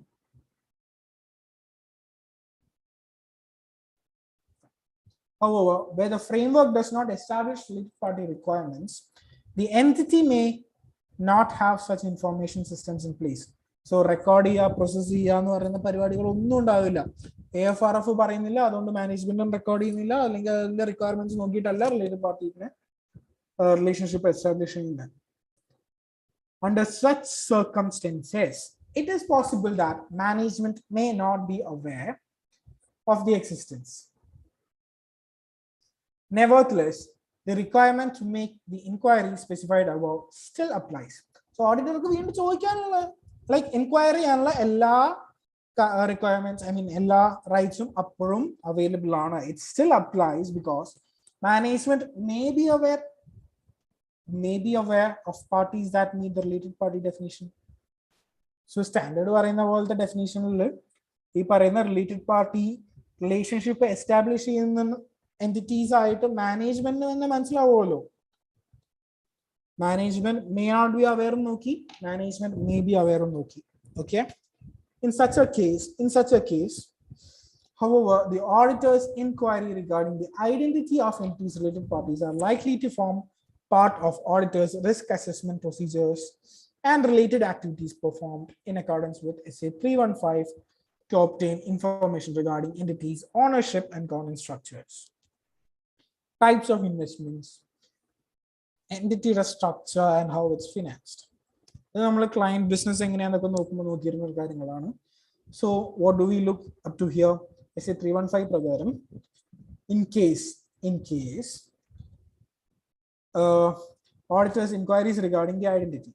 So auditor inquiry എന്ന് പറഞ്ഞിട്ടുണ്ടായിരുന്നല്ലേ, ആ എൻക്വയറീസിനെല്ലാം regarding the entity, regarding the identity of the entities related parties are likely to form part of auditor's RAP. Auditor risk assessment procedures in the part ആണ് അതൊക്കെ. Okay, and related activities performed in accordance with SA 315 to obtain information regarding എന്തൊക്കെ informations ആണ്? related party entityയുടെ ownership, governance structures, types of investment that entity is making and plans to make, പിന്നെ the way the entity is structured and how it is financed. So the auditor inquiry എന്നാണ് പറയുന്നത് basically. In the particular case of common control relationships, as management is more likely to be aware of such relationships if they have economic significance to the entity, the auditor's inquiries are likely to be more effective if they are focused on whether the parties with which the entity engages in significant transactions or share resources to significant degree are related parties. So common control relationships വരുമ്പോൾ management എന്തായാലും ഈ പറയുന്ന related parties ആരൊക്കെയാണെന്ന് മനസ്സിലാക്കും, അതിന്റെ relationships എന്താണെന്ന് മനസ്സിലാക്കും. And if they have economic significance to the entity, if it's of such high value regarding the financials, the auditor's inquiries are more likely to be effective if they are focused on whether parties with which such entity, ഈ പറയുന്ന auditor enquiry എന്ന് പറഞ്ഞിട്ടുണ്ടായിരുന്നല്ലേ, So it is more effective. It is more effective when this related party entity ആയിട്ട് significant transactions ലോ അല്ലെങ്കിൽ resource sharing ലോ to a significant degree engaged ആണ് എന്നുണ്ടെങ്കിൽ they are related parties. There's a question here. How can an auditor verify the existence of related party relationships and transactions? Answer is simple. During the audit, the auditor should maintain alertness, professional skepticism, for related party information while reviewing records and documents. He may inspect the following records or documents that may provide information about related party relationships and transactions as these. Entity income tax returns നോക്കും. അവരത് continuous ആയിട്ട് തന്നെയാണ് അല്ലെങ്കിൽ they are correctly filing IT returns എന്ന് നോക്കും. Okay. Information supplied by the entity to regulatory authorities. So regulatory authorities in കൊടുക്കുന്ന എൻറ്റിറ്റിയുടെ information എങ്ങനെയാണെന്നുള്ളത് നോക്കും. ഷെയർഹോൾഡർ രജിസ്റ്റേഴ്സ്, പിന്നെന്താ statement of conflicts of interest, ഇതൊക്കെ വെരിഫൈ ചെയ്ത് നോക്കും എന്നാണ് പറയുന്നത്. So these are records of the entities, investments, contracts and agreements with key management or DCWG, significant contracts and agreements not in the entity's ordinary course of business, specific invoices. These are the examples. Okay. Internal auditors report, documents associated with the entities filing. You don't need to write the whole class. At least in 12 of the canon, you should learn about 6 to 7. Okay. We have the concept of true and fair. The financial statements should represent true and fair. What is true and fair? So the concept of true and fair is fundamental concept in auditing. This phrase in auditor's report signifies that the auditor is required to express his opinion as to whether the state of affairs and the results of the entity are ascertained as to whether the state of affairs and the results of the entity are ascertained by him in the course of audit are truly and fairly represented in the accounts under audit. This requires that the auditor should examine the accounts with a view to verify all the assets, liabilities, incomes, expenses as stated as amounts which are in accordance with accounting principles and policies which are relevant, and no material amount, item or transaction has been omitted. Auditor, if he expresses an opinion, it should be as to whether the state of affairs and the results of the entity attained by him in the course of audit are represented in the accounts under audit as true and fair manner. Okay. ഒരു എന്താ പറയാ ഒന്നും omit ചെയ്തിട്ടില്ലാന്നും എല്ലാ അമൗണ്ട്സും correct ആണെന്നും അല്ലെങ്കിൽ എല്ലാ അക്കൗണ്ട്സും verify ചെയ്യാം. Okay, with the assets, liabilities, incomes and expenses ഒക്കെ ആയിട്ട് വെരിഫൈ ചെയ്തിട്ട് അമൗണ്ട്സ് ഒക്കെ അക്കോർഡിംഗ് ടു ദി അക്കൗണ്ടിങ് പോളിസീസും പ്രിൻസിപ്പിൾസും ഒക്കെ ആയിട്ട് റെലവെന്റ് ആയിട്ടാണ് ചെയ്തിരിക്കുന്നത്, ഒരു ഒമിഷനും ഇല്ല എന്നൊക്കെ നോക്കണം. Okay,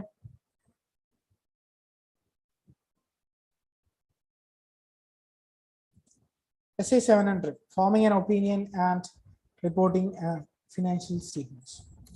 SA 700 it requires the auditor to form an opinion on the financial statements based on an evaluation of the conclusions drawn from the audit evidence obtained, and express clearly that the opinion through a written report that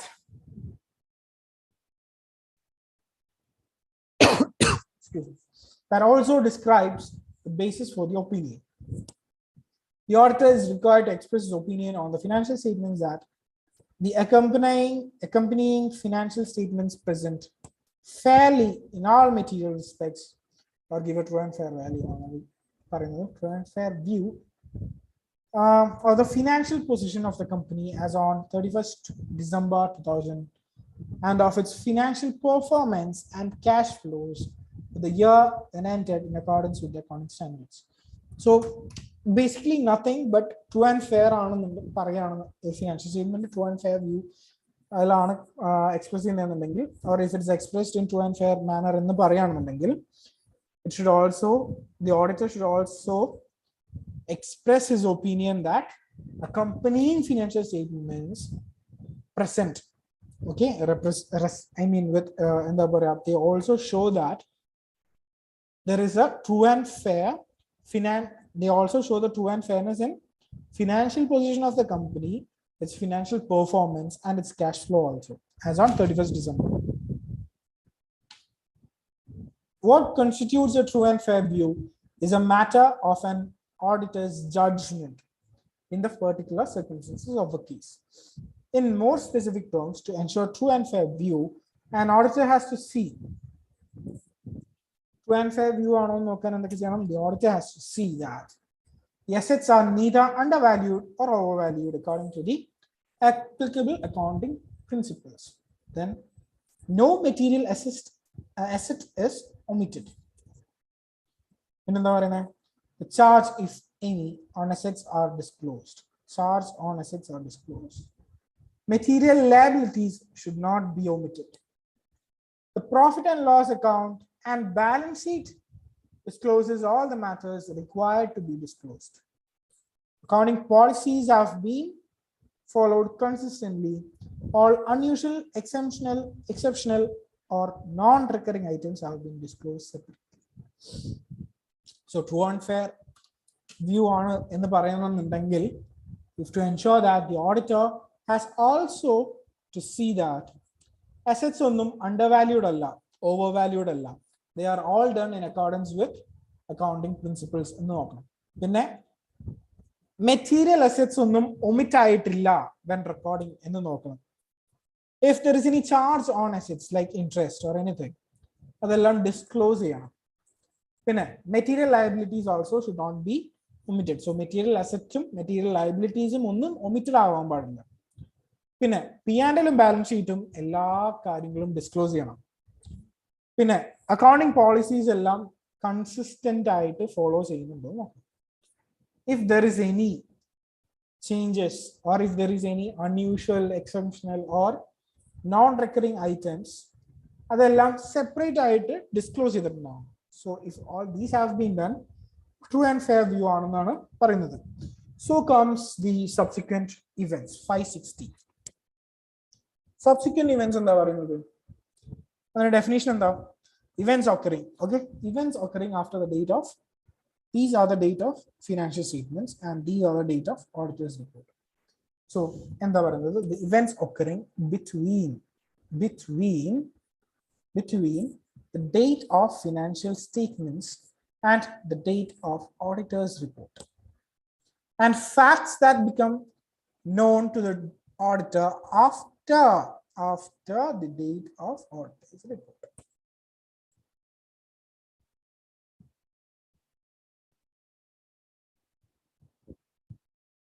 So എന്താ പറയുന്നത്? Events that occur between the financial statements date and the auditor's report date, and facts that have become known to the auditor after the date of auditor's report. ഇതിനെയാണ് subsequent events എന്ന് വിളിക്കുന്നത്. So date of financial statements and the date of the end of the latest period covered by financial statements. It may be December 31st in some companies, it may be March 31st in some companies, depends. Okay, so adana date of financial statements nu parayunnathu. What is the date of auditor's report? The date that auditor dated the report on, gave the report alla, dated the report on, okay, on the financial statements in accordance with standard C700. So subsequent events എന്താണ് മനസ്സിലായല്ലോ? Subsequent events are the events occurring between the date of financial statements and the date of auditor's report, and the facts that have become known to the auditor after the date of auditor's report. Okay, auditor's report date എന്താന്ന് പറഞ്ഞാൽ the date the auditor dated the report on financial statements ആണ്. It is not the date that auditor report has presented the report. Report present ചെയ്ത ദിവസമല്ല, auditor ആ റിപ്പോർട്ടിൽ Auditor date is the ദിവസമാണ് auditor's report date. Okay. Date of financial statements. We do. So as per SA 560, it deals with the auditor's responsibilities relating to subsequent events in an audit of financial statements. It may be affected by certain events that occur after the date of financial statements. Many financial reporting frameworks specifically refer to such events. Such financial reporting frameworks ordinarily identify two types of events. Subsequent events, mainly those that provide evidence of conditions that existed at the date of financial statements. So March 31st, no, December 31st, no, okay, already existed ആയിട്ടുള്ള കണ്ടീഷനെ കുറിച്ച് നമുക്ക് evidence ഉണ്ടെങ്കിൽ okay, അത് subsequent events like directive. Those that provide evidence of conditions that arose after the date of financial statements. So financial statements in the date കഴിഞ്ഞുണ്ടായ transactions or any conditions that existed, that aroused. Okay.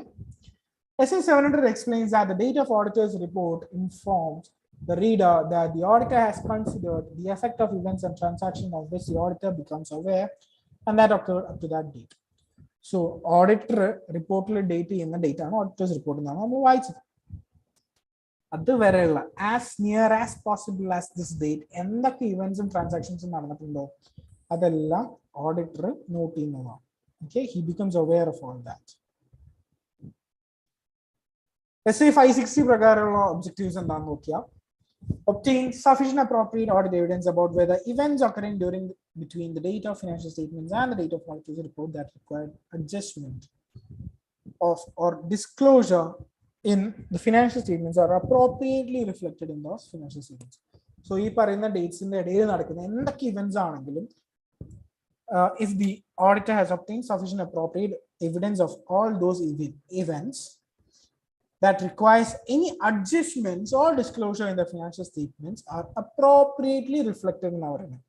So proprietor reflect financial statements and respond appropriately to facts that become known to the auditor after the date of auditor's report. So he has to respond appropriately to the facts that are known after date of auditor's report that had been known to the auditor at that date may have caused the auditor to amend the auditor's report. So അങ്ങനെ എന്താ പറയാ respond appropriately to facts that become known to the auditor after the post audit report date. Okay, post the date of auditor's report that had they been known to the auditor at the date. Okay, auditor's report date in the if he had that knowledge about the fact, had they been known to the auditor, അപ്പോൾ അന്നേ ദിവസം ഓഡിറ്റർക്ക് അറിയാമായിരുന്നുവെങ്കിൽ may have caused the auditor to amend the auditor's report. So he can amend the auditor's report now. Audit procedures regarding events occurring between the date of financial statements and the date of auditor's report. So എന്തൊക്കെയാണ് subsequent events between the date of financial statements between the date of financial statements and date of auditor's report ആണെന്നുണ്ടെങ്കിൽ എന്തൊക്കെ audit procedures ആണ് അവിടെ apply ചെയ്യേണ്ടത്? The auditor shall perform audit procedures designed to obtain sufficient appropriate audit evidence that all events occurring between the date of financial statements and the date of auditor report that require adjustment of or disclosure have been identified. Okay, ഈ പറയുന്ന audit procedures വെച്ച് ഇതൊക്കെ identify ചെയ്യാൻ പറ്റണം. The auditor shall perform audit procedures designed to obtain sufficient appropriate audit evidence that all such events occurring between these two dates that require adjustment or disclosure have been identified. So ഈ പറയുന്നത് അപ്പോൾ identify ചെയ്യണം എന്നാണ് basically പറയുന്നത്. Okay. The auditor is not, however, expected to perform additional audit procedures on matters to which previously applied audit procedures have provided satisfactory conclusions. അപ്പൊ എന്താ satisfactory conclusions തന്ന കാര്യങ്ങളുടെ മുകളിൽ ചെയ്ത ഓഡിറ്റ് പ്രൊസീജിയേഴ്സിന് മുകളിൽ പിന്നെയും പോയി അഡീഷണൽ ഓഡിറ്റ് പ്രൊസീജിയേഴ്സ് ചെയ്യേണ്ട കാര്യമില്ല. Okay, then what? The auditor shall perform the procedures required above so that they cover the period from the date of financial statements to the date of auditor's report, or as nearly practicable thereto. The auditor shall perform. Okay, he shall perform the procedures so that they cover the period from the date of financial statements to the date of auditor's report. So, ഈ പറയുന്ന subsequent periodലുള്ള എല്ലാ കാര്യങ്ങളുടെ മുകളിലും he can apply, he shall perform audit procedures. Okay, up to what? Up to the auditor's report or as near as practicable thereto. The auditor's report lekko atrayum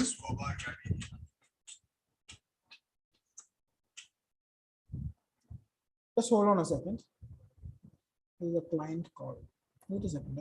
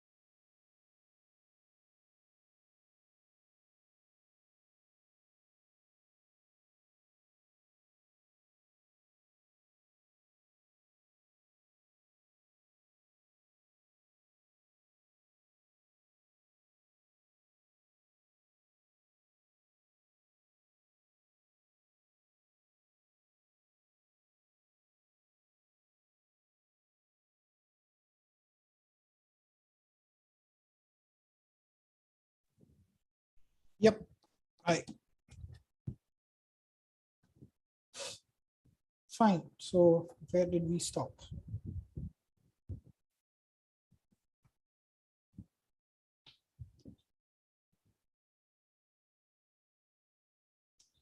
So the auditor shall perform, what's that called? The auditor shall perform the procedures required above so that they cover the period from the date of financial statements. Financial statements in the date തൊട്ട് ഈ പറയുന്ന auditors report വരെയുള്ള dates നടക്കുന്ന എല്ലാ എൻറ്റിറ്റീസിനും മുകളിലും okay I mean എല്ലാ ഇവന്റ്സിനും മുകളിലും okay then what as far as near to the audit report date ഇതിന്റെ തലേ ദിവസം വരെ വേണമെങ്കിലും ആവാം or as near as practicable എന്ന് പറയുന്നത്. The auditor shall take into account the auditor's risk assessment, which shall include the following: obtaining an understanding of the procedures management has established to ensure the subsequent events are identified. So, management വെച്ചിരിക്കുന്ന procedures എന്താണെന്നുള്ളത് understand ചെയ്യണം. Okay, then what?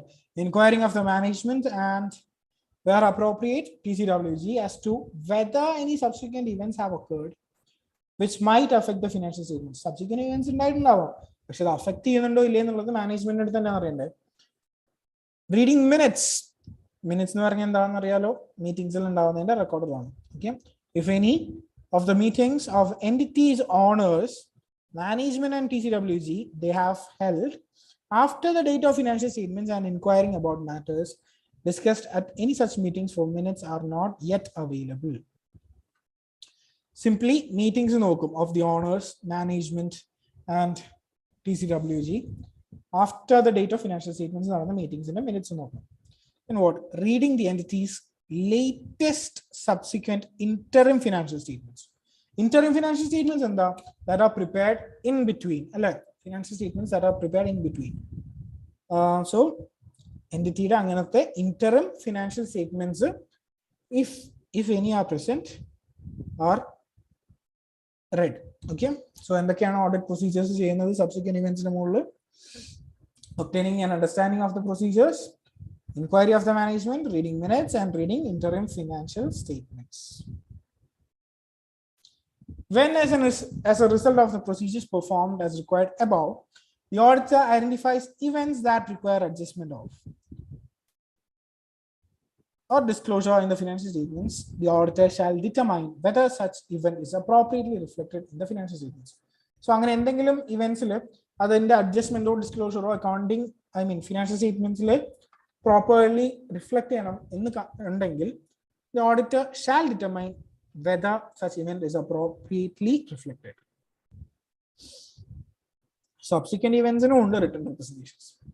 The auditor shall request management and where applicable, where appropriate, TCWG to provide a written representation in accordance with SA 580. Written representations that all events occurring subsequent to the date of financial statements and for which applicable financial reporting framework requires adjustment or disclosure have been adjusted or disclosed. So AFR പറയുന്ന പ്രകാരം അങ്ങനത്തെ subsequent events, if they have to be disclosed or adjusted, they have been adjusted and disclosed. Okay, then അത് ചെയ്തിട്ടുണ്ട് എന്നുള്ള representation management auditor കൊടുക്കണമെന്നാണ് പറയുന്നത്. Auditor's obligations regarding subsequent events. Facts which become known to auditor after the date of auditor's report, but before financial statements dates are issued. Facts which become known to the auditor after the date of auditor's report, but before the date of financial statements are issued. The auditor has no obligation to perform any audit procedures regarding the financial statements after the date of auditor's report. എന്താ പറയുന്നത്, ഓഡിറ്റർക്ക് after audit report ഡേറ്റിന് ശേഷം ഒരു ഒബ്ലിഗേഷനും ഇല്ല audit procedures perform ചെയ്യാൻ. Okay, it is not at all an obligation for her. However, when after the date of auditor's report, but before the date of financial statements are issued, a fact becomes known to the auditor that, had it been known to the auditor the date of auditor's report, may have to cost the auditor to amend the auditor's report.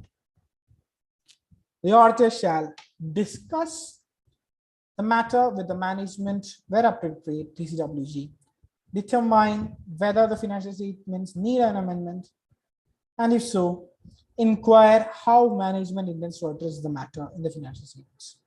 So, മൂന്ന് കാര്യങ്ങളാണ്. Okay. So, ശരിക്കും പറഞ്ഞു കഴിഞ്ഞാൽ ഓഡിറ്റർക്ക് ഒരു ഒബ്ലിഗേഷനും ഇല്ല audit report ഡേറ്റിന് ശേഷം എന്തെങ്കിലും ഓഡിറ്റ് പ്രൊസീജിയേഴ്സ് പെർഫോം ചെയ്യാം. പക്ഷേ ഓഡിറ്റ് റിപ്പോർട്ട് ഡേറ്റിന് ശേഷം ആണ് ചില ഫാക്ട്സ് ആളുടെ കണ്ണിൽപ്പെടുന്നത്, ചില ഫാക്ട്സ് ഓഡിറ്റർ അറിയാൻ സാധ്യത ഉണ്ടാവുന്നത് എന്നുണ്ടെങ്കിൽ ഫിനാൻഷ്യൽ സ്റ്റേറ്റ്മെന്റ്സ് ഇഷ്യൂ ചെയ്തിട്ടില്ലെങ്കിൽ, okay, before the date of financial statements issued, the auditor shall amend the report. Okay, auditor report amend ചെയ്യും. എങ്ങനെ? ബിഫോർ ദാറ്റ് ഈ മൂന്ന് കാര്യങ്ങളും ചെയ്യും. ഫസ്റ്റ് തിങ്, മാനേജ്മെന്റ് ആയിട്ടോ TCWG ആയിട്ടോ ഈ ഫാക്ട് ഇയാൾക്ക് ഇപ്പോഴാണ് മനസ്സിലായത്, അല്ലെങ്കിൽ ഇപ്പോഴാണ് അയാളുടെ it has come to knowledge of his senses now എന്നുള്ളത് മാനേജ്മെന്റിന്റെ അടുത്ത് പറയും. പിന്നെ ഫിനാൻഷ്യൽ സ്റ്റേറ്റ്മെന്റ്സിൽ എന്തെങ്കിലും അമെൻമെന്റ് ഇത് കാരണം ഉണ്ടാക്കണമെന്നുള്ളത് before the date of issuing financial statements ആയതുകൊണ്ട് അയാൾക്ക് തീരുമാനിക്കാം. പിന്നെന്താണ്? Enquire how management intends to address. എങ്ങനെയാണ് മാനേജ്മെന്റ് ഇത് ഫിനാൻഷ്യൽ സ്റ്റേറ്റ്മെന്റ്സിൽ ഡിസ്ക്ലോസ് ചെയ്യാനോ അല്ലെങ്കിൽ പ്രസന്റ് ചെയ്യാനോ പോകുന്നത് എന്നുള്ളതിനെ കുറിച്ച് ഓഡിറ്റർക്ക് ചോദിക്കാം. ഇനി before the financial statements issue ചെയ്തിട്ട് ഉള്ള കാര്യമാണ് നോക്കിയത്. ഇനി ആഫ്റ്റർ ഫിനാൻഷ്യൽ സ്റ്റേറ്റ്മെന്റ്സ് ഇഷ്യൂ ചെയ്തു എന്നുണ്ടെങ്കിൽ എങ്ങനെയാ? After the financial statements have been issued, the auditor has no obligation to perform any audit procedures regarding financial statements. However,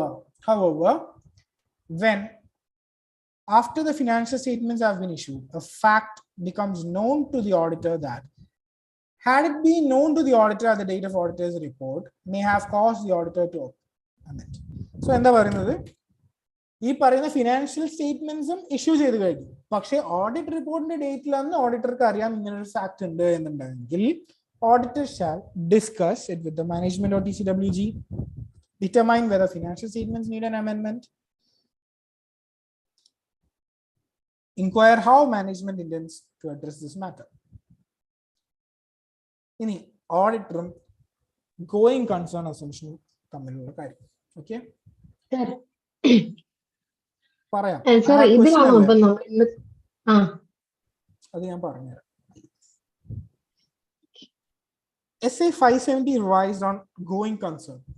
Okay, what does it say? The auditor's responsibilities in the audit of financial statements relating to going concern and implications of the auditor's report. The auditor's responsibility in the audit of financial statements relating to going concern. എന്തൊക്കെയാണ് deal ചെയ്യുന്നതെന്നാണ് പറയുന്നത്? ഓഡിറ്ററിന്റെ responsibility relating to going concern and implications for audit report. So what's the first thing relating to going concern in the case? It is important to know that SA 701 deals with auditor's responsibility to communicate key audit matters in the auditor's report. So idinaayittu thanne oru space undu, key audit matters ennu paranjittu. In that, the auditor has to communicate in the report, in his report. Okay? SA 701 acknowledges that when the standard applies, matters relating to going concern may be determined to be the key audit matters, and explains that a material uncertainty related to events or conditions that may cast significant doubt on entity's ability to continue as a going concern is by nature a key audit matter. So going concern, എന്താണ് going concern? That the entity carries on its business to an unforeseeable future life. So going concern, if it's not possible, we will note it in the key audit matters. If it is possible, if it has the ability, the entity has the ability for a going concern assumption, adum key audit matters le significantly cast cheyunna. Okay, then going concern basis of accounting. Under the going concern basis of accounting, the financial statements are prepared on the assumption that entity is a going concern and will continue its operations to a foreseeable future. So ഇപ്പോഴൊന്നും അടച്ചുപൂട്ടില്ല, കുറേ കാലത്തേക്ക് മുന്നോട്ട് പോകുക എന്നുള്ള വിശ്വാസം മാത്രമാണ് going concern assumption. General purpose for financial statements are prepared using the going concern basis unless management either intends to liquidate the entity or to cease operations. or has no realistic alternative but to do so. Okay, entity ke endengilum intention undu to liquidate the entity or cease operations, അല്ലെങ്കിൽ വേറെ ഒരു മാർഗ്ഗവുമില്ല എന്നുണ്ടെങ്കിൽ അടച്ചു പൂട്ടുകയാണ്, അല്ലെങ്കിൽ എനിക്കിത് മുന്നോട്ട് കൊണ്ടുപോകാൻ പറ്റില്ല, I am going to transfer this അല്ലെങ്കിൽ സെൽ ദിസ് എന്നൊക്കെ പറയുകയാണെന്നുണ്ടെങ്കിൽ going concern is disturbed.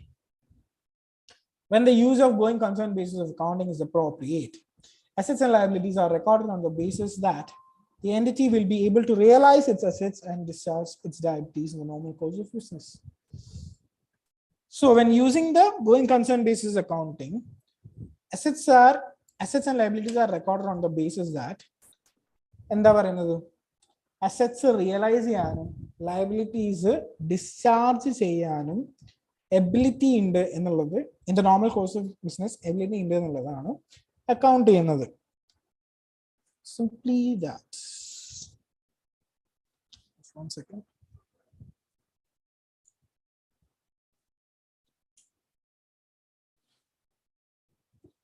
So ആ ഒരു ബേസിസിലാണ്, അതായത് അസറ്റ്സ് റിയലൈസ് ചെയ്യണം ഡിസ്ചാർജ് ചെയ്യണം ലയബിലിറ്റീസ് എന്നുള്ള ഒരു ബേസിസിലാണ് ഈ പറയുന്ന assets and liabilities going concern ബേസിസിൽ അക്കൗണ്ട് ചെയ്യുന്നത് ഫിനാൻഷ്യൽ സ്റ്റേറ്റ്മെന്റ്സിൽ എന്ന് പറയുന്നത്. Then objectives of the auditor regarding going concern. So what are the objectives? To obtain sufficient appropriate audit evidence regarding and conclude on the appropriateness of the management's use of going concern basis of accounting in the preparation of financial statement. So എത്രമാത്രം ഇത് correct ആയിട്ടാണ് അവർ going base concern ബേസിസിൽ account ചെയ്യുന്നത് എന്നുള്ളത് conclude ചെയ്യണം ഓഡിറ്റർക്ക്. Then what? To conclude based on the audit evidence obtained whether a material uncertainty exists. എന്തെങ്കിലും ഒരു material uncertainty exist ചെയ്യുന്നുണ്ടോ that may cast significant doubt on the entity's going concernability. So എന്തെങ്കിലും auditor എന്താണ് നോക്കേണ്ടത്? ഒന്നാമത്തെ കാര്യം ഈ പറയുന്ന ഗോയിങ് കൺസേൺ അക്കൗണ്ടിങ് അസംപ്ഷൻ ബേസിസിൽ തന്നെയാണോ ഈ പറയുന്ന എല്ലാം പ്രിപ്പറേഷൻ ചെയ്തിരിക്കുന്നത് ഫിനാൻഷ്യൽ സ്റ്റേറ്റ്മെന്റ്സ് ഒക്കെ നോക്കണം. പിന്നെ ടു കൺക്ലൂഡ് ദാറ്റ് ഒരു മെറ്റീരിയൽ ഒരു മെറ്റീരിയൽ അൺസർട്ടനിറ്റിയും ഇല്ല, അല്ലെങ്കിൽ ഉണ്ടോ ഇല്ലേ എന്നൊക്കെ കൺക്ലൂഡ് ചെയ്യണം. എന്ത് മെറ്റീരിയൽ അൺസർട്ടനിറ്റി ആണ്? That going concern is possible or not എന്നുള്ളത്. Okay, and then what? To report in accordance with standards. What are the responsibilities here? Auditing the responsibility in the same objective പറഞ്ഞതാണ് ഇതിൽ responsibility കൊടുത്തിരിക്കുന്നത്. However, as described in SA 200, the potential effects of the inherent limitations on the auditor's ability to detect material misstatements are greater. Okay, for future events or conditions that may cause an entity to cease as going concern. What does it say? It says that potential effects of inherent limitation. Inherent limitation നമുക്ക് complete ആയിട്ട് detect ചെയ്യാൻ പറ്റില്ല എന്ന് പറയുന്നത് അല്ലെ, complete ആയിട്ട് detect ചെയ്യാൻ പറ്റാത്തതിന്റെ എല്ലാം the chances are greater that for the future events or conditions that may cause entity അടച്ചുപൂട്ടി പോകാനുള്ള എല്ലാ ചാൻസസും ഉണ്ട്. So but that is difficult to detect എന്നാണ് പറയുന്നത് due to the inherent limitations potential effect. The auditor cannot predict a future event or conditions. Accordingly, the absence of any reference to a material uncertainty about the entity's ability to continue as a going concern in an auditor's report cannot be viewed as a guarantee.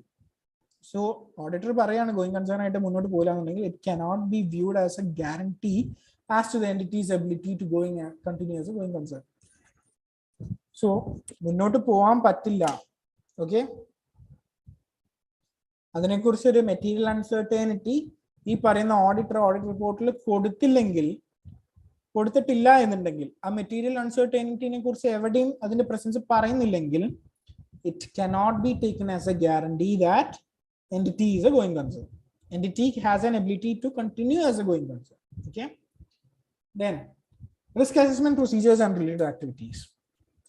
Performing RAP as required by SA 315, the auditor shall consider whether events or conditions exist that may cast significant doubt on the entity's ability to continue as going concern. So risk assessment procedures perform ചെയ്യുമ്പോൾ auditor ഈ പറയുന്ന events and conditions നോക്കും. When he does that, he has a significant doubt whether ഈ പറയുന്ന entity going concern ആയിട്ട് തന്നെ continue ചെയ്യോ ഇല്ലയോ എന്നുള്ളതിനെ കുറിച്ച്. So in doing so, the auditor shall determine whether management has already performed a preliminary assessment. So already management എന്തെങ്കിലും ഒരു preliminary assessment ചെയ്തിട്ടുണ്ടോ ഈ പറയുന്ന entity going concern ആണോ അല്ലേ എന്നുള്ളതിനെ കുറിച്ച് നമുക്ക് നോക്കണം. Okay, the auditor shall determine so. If such an assessment has been performed, the auditor shall discuss the assessment with management. So management right discuss it. Okay. And determine whether management has identified events or conditions that individually or collectively may cast significant doubt on entity's ability to continue as going concern, and if the management's plans to address them. So management എന്തെങ്കിലും preliminary assessmentലൂടെ കണ്ടുപിടിച്ചിട്ടുണ്ടെങ്കിൽ അത് discuss ചെയ്യാം. Okay, അതല്ല ഇനി അവരത് identify ചെയ്തിട്ടുണ്ടെങ്കിൽ okay, അത് കളക്റ്റീവ്ലിയോ ഇൻഡിവിജ്വലിയോ ആണെന്നുണ്ടെങ്കിൽ, and if they cast significant doubt, ഇത് മുന്നോട്ട് തന്നെ പോവോ ഈ എൻറ്റിറ്റി എന്നുള്ളതിനെ കുറിച്ച് സിഗ്നിഫിക്കന്റ് ഡൗട്ട് അതിലൂടെ അവർക്ക് മനസ്സിലായിട്ടുണ്ടെങ്കിൽ, അത് ഐഡന്റിഫൈ ചെയ്തിട്ടുണ്ടെങ്കിൽ, മനസ്സിലായിട്ടുണ്ടെങ്കിൽ, what are the management plans to address them? Management അത് പറയാൻ, like to all its users of financial statements, അത് എങ്ങനെയാണ്, I mean how and if they will address them എന്നുള്ളത് ഓഡിറ്റർ ഡിസ്കസ് ചെയ്യും. If such an assessment has not been performed, ഇനി ഒരു preliminary assessment ഉണ്ടായിട്ടേ ഇല്ല എന്നുണ്ടെങ്കിൽ, the auditor shall discuss with management the basis for intended use of going concern basis of accounting. പിന്നെ എന്തിനാണ് ഈ പറയുന്ന going concern ഉണ്ട് എന്ന് പറയുന്നത് എന്നുള്ളത് മാനേജ്മെന്റ് ആയിട്ട് ഡിസ്കസ് ചെയ്യും. Okay, and inquire of the management whether events or conditions exist that uncertainty, ഈ മെറ്റീരിയൽ അൺസർട്ടൈനിറ്റി എന്താ പറയുക എക്സിസ്റ്റ് ചെയ്തിട്ടും അത് മാനേജ്മെന്റിന് മനസ്സിലായിട്ടും, if they are not going to address it, the auditor shall inquire about that and inquire of the management whether events or conditions exist that individually or collectively may cast significant doubt on its ability to continue as going concern. So going concern ആയിട്ട് പോവാൻ എന്നുള്ളതിൽ എന്തെങ്കിലും material inconsistency management മനസ്സിലായിട്ടുണ്ടെങ്കിൽ auditor will definitely inquire it of the management. Remaining alert throughout the audit for audit evidence about events and conditions. The auditor shall remain alert, okay, that of the events or conditions that may cast significant doubt. Professional skepticism maintain ചെയ്യണമെന്നാണ്, വേറെ ഒന്നുമില്ല. SA 315 requires the auditor to revise the auditor's risk assessment and modify further audit procedures accordingly when additional audit evidence is obtained during the course of audit that affects the auditor's assessment of the risk.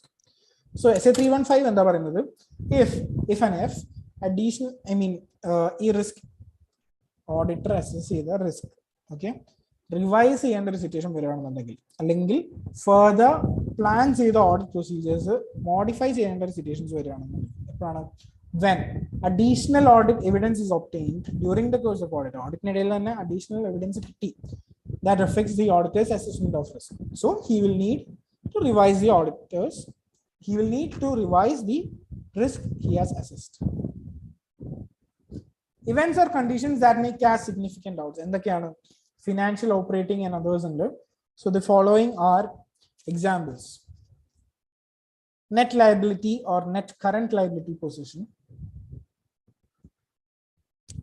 adverse key financial ratios.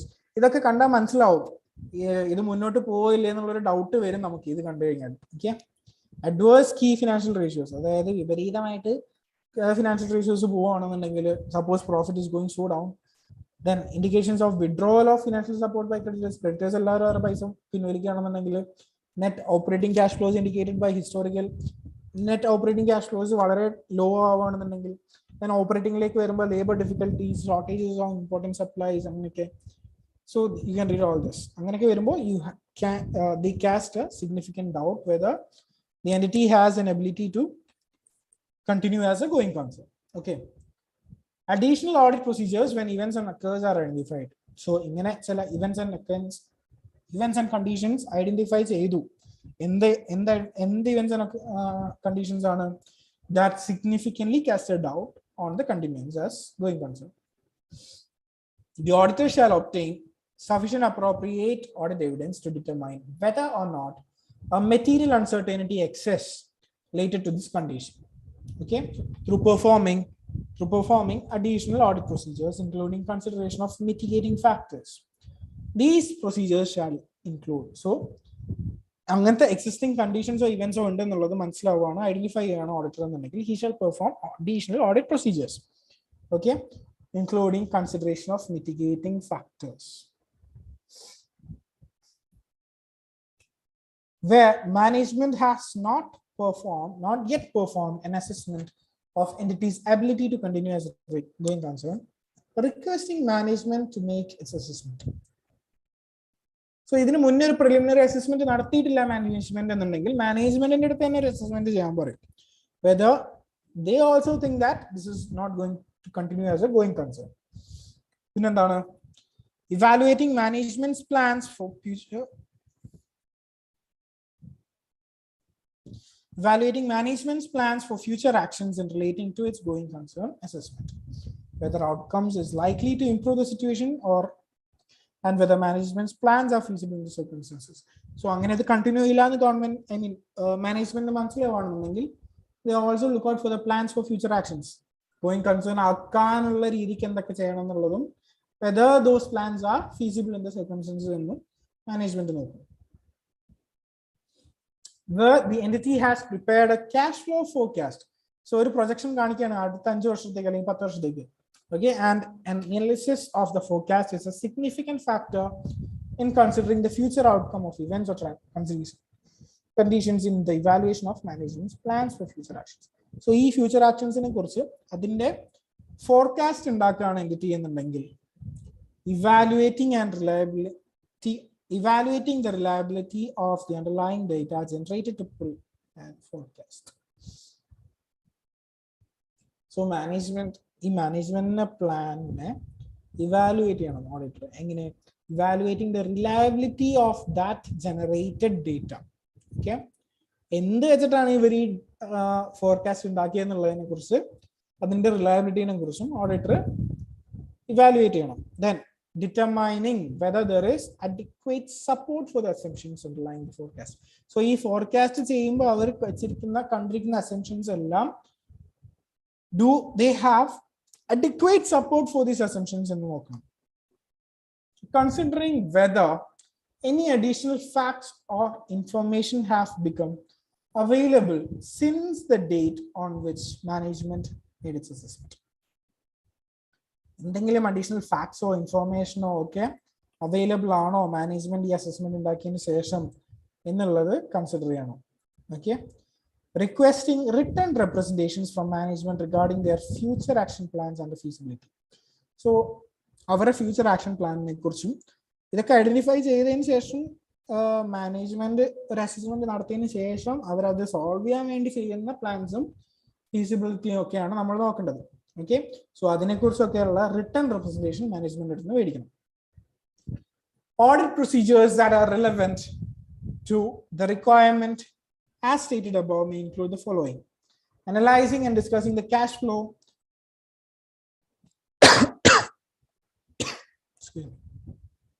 analyzing and discussing the cash flow, profit or other relevant forecasts with management.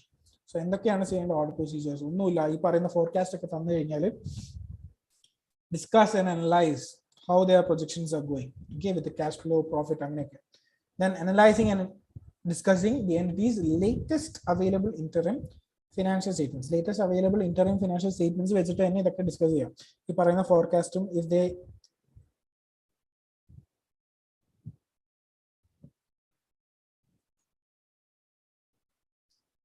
then what? Reading the terms of debentures and loan agreements and determining whether they can have whether any have been breached.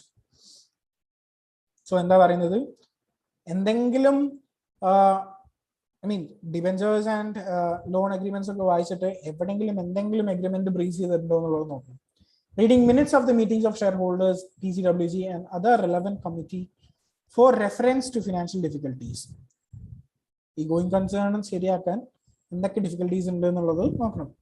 Inquiring of entities legal counsel regarding the existence of litigations and claims and reasonableness of management's assessment of their outcome and estimate of their financial implications. Nothing. Okay. Just a moment.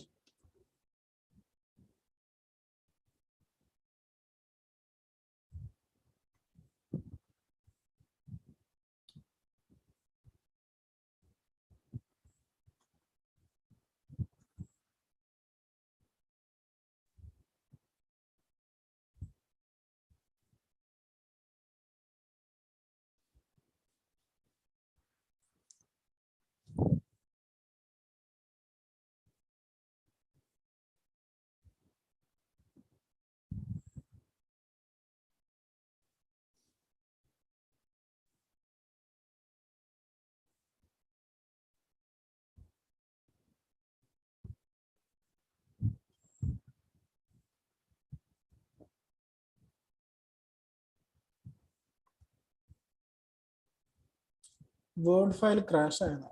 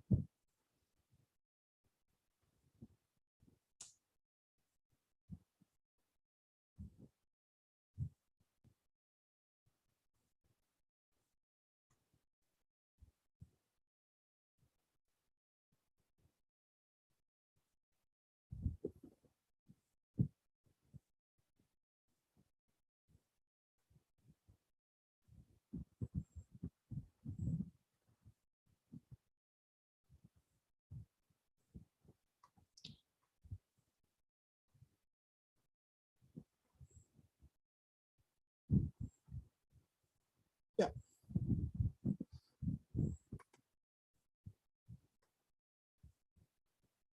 Fine. So എന്തൊക്കെയാണ് പറഞ്ഞത്?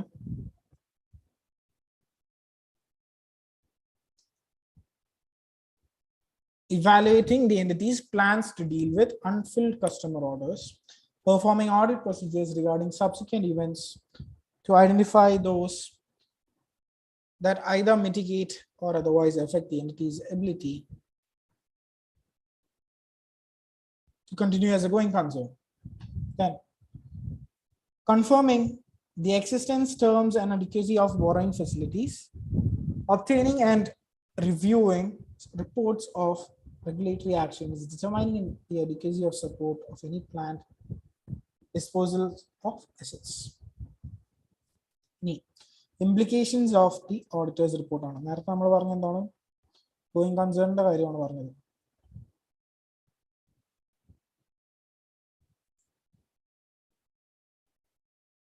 Yeah, we said about this. എന്തൊക്കെയാണ്? Going concern deals with the auditor's responsibilities. Auditor's responsibilities in the audit of financial statements relating to going concern. Any the implications of auditor's report നോക്കാം. Okay, going concern solution.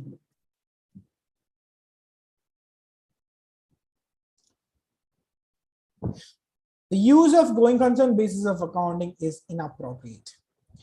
If the financial statements have been prepared using the going concern basis of accounting, but in the auditor's judgment, management's use of this concern, use of this assumption in the basis of accounting in the preparation of financial statements is inappropriate, the auditor shall express an adverse opinion. So, എന്താണ് പറയുന്നത്? ഇവിടെ ഒന്നും കൂടി എഴുതണം അല്ലേ? What is the fourth thing? Fourth thing is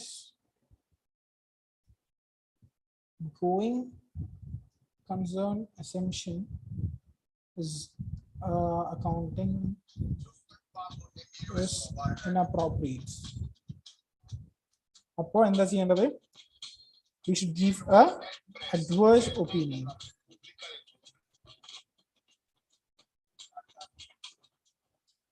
Adverse opinion. Adverse opinion. Okay.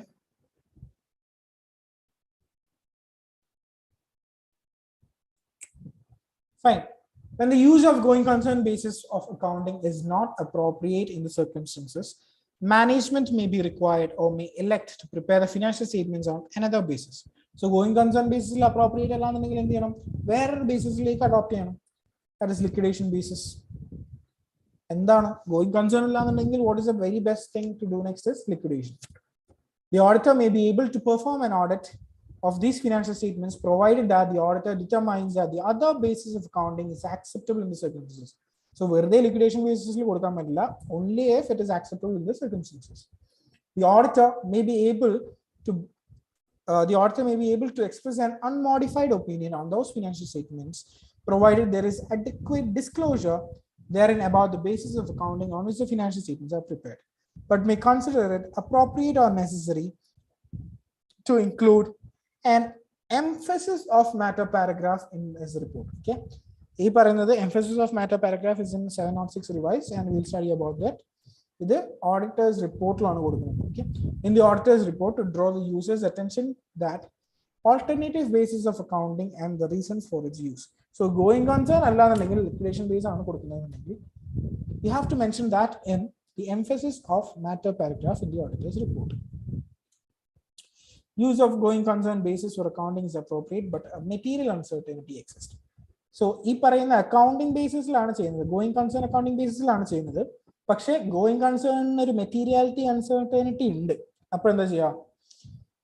The identification of such material uncertainty is a matter that is important to users' understanding of the financial statements. The use of separate section with a heading that includes reference to the fact that a material uncertainty related to going concern exists alerts users to the circumstances. Okay, a separate section with a heading. Then, adequate disclosure of a material uncertainty is made in the financial statements.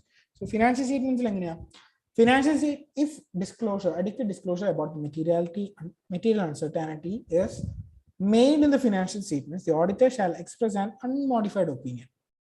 And the auditor's report shall include a separate section under the heading material uncertainty relating to going concern. So, in the auditor report, a separate heading material uncertainty relating to going concern. So, that's the auditor material uncertainty address. Adequate disclosure of material uncertainty is not made in the financial statements. So, is made in the financial statements. Is not made in the financial statements. If adequate disclosure is not made, the auditor shall express a qualified opinion or adverse opinion as appropriate in accordance with 705. In the basis of qualified adverse opinion section of the auditor's report, state that a material uncertainty exists that may cast significant doubt on the entity's ability to going concern, and the financial statements do not adequately disclose this matter. So, what does it say? Qualified or adverse opinion or basis. In the basis opinion in the state material uncertainty exists other going concern disturb. Okay, so we are done with chapter 3 finally. What's the time? 10:30, correct? 10:30. There is some doubts, I guess.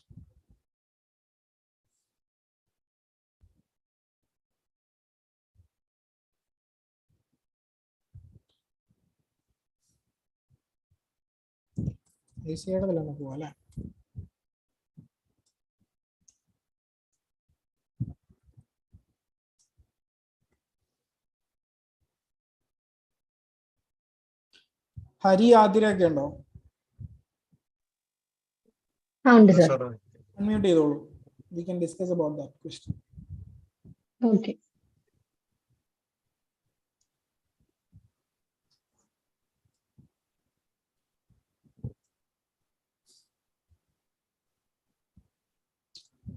So what is it?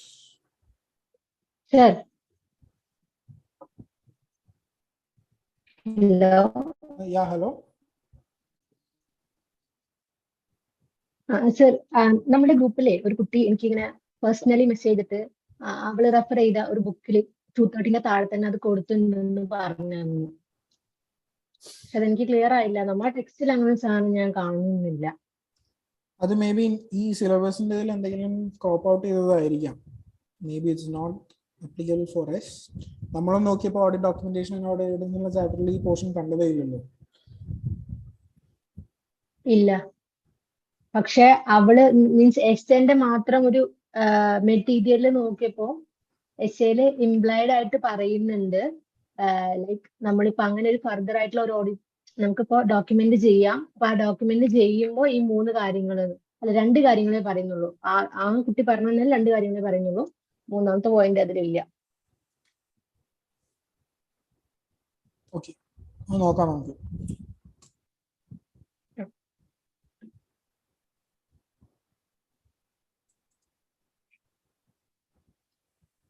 So what does it say?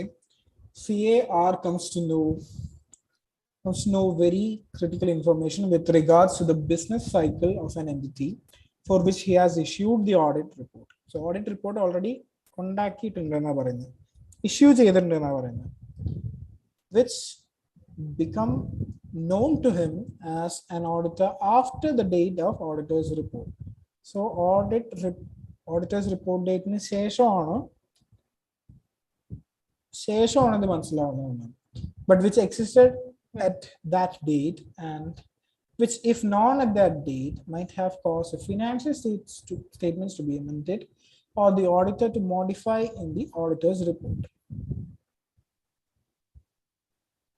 Okay, അതിൽ പറയുന്നത് എന്താണെന്ന് വെച്ച് കഴിഞ്ഞാൽ auditors report date കഴിഞ്ഞതിന് ശേഷമാണ് ഈ fact അയാൾക്ക് അറിഞ്ഞതെന്നാണ്. But which existed at the date. Already അതിന് ആ ഡേറ്റിൽ ഉണ്ടായിരുന്നു, പക്ഷെ അത് അയാൾ ഓഡിറ്റ് റിപ്പോർട്ട് ഇഷ്യൂ ചെയ്തതിന് ശേഷമാണ് അറിയുന്നത്. അങ്ങനെയല്ലേ പറയുന്നത്? അതെ, ഓഡിറ്റ് റിപ്പോർട്ട് ഇഷ്യൂ ചെയ്തതിന് ശേഷമാണ് which becomes known to him as an auditor after the date of auditor's report, but which existed at the date and which, okay, ഇത് അതായത് ഈ പറയുന്ന ഡേറ്റിൽ ഓഡിറ്റേഴ്സ് റിപ്പോർട്ട് ഡേറ്റിന്റെ അന്ന് ഉണ്ടായിരുന്നു, പക്ഷെ he came to know about that after the date, after issuing the auditor's report and after the date of auditor's report. പക്ഷെ ഒരുപക്ഷെ ഇയാൾ അതിന് മുന്നേ, if known at that date, ഓഡിറ്റേഴ്സിന്റെ ഓഡിറ്റേഴ്സ് റിപ്പോർട്ടിന്റെ ഡേറ്റിന് അന്ന് തന്നെ അറിഞ്ഞിരുന്നെങ്കിൽ might have caused the financial statements to be amended. So financial statements തന്നെ amend ചെയ്യേണ്ട സിറ്റുവേഷൻ ഉണ്ടായിരുന്നേനെ, അല്ലെങ്കിൽ the auditor to modify the opinion. So auditor's report അതിൽ ഒപ്പീനിയൻ മോഡിഫൈ ചെയ്യേണ്ട ഒരു സിറ്റുവേഷനോ വന്നതാണ്. He wants to perform additional audit procedures to satisfy himself as an auditor what he shall document on the matters arising after the date of audit report.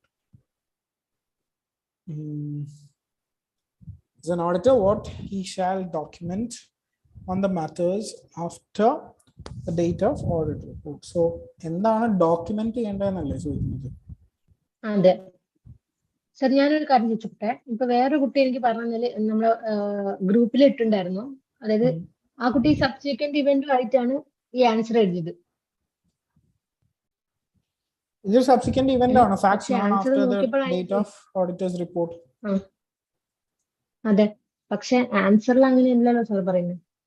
പിന്നെ he wants to perform additional audit procedure to satisfy himself. Audit report issue ചെയ്തതിന് ശേഷം അയാൾക്ക് audit procedure perform ചെയ്യാൻ പറ്റില്ലല്ലോ. പറ്റുമോ?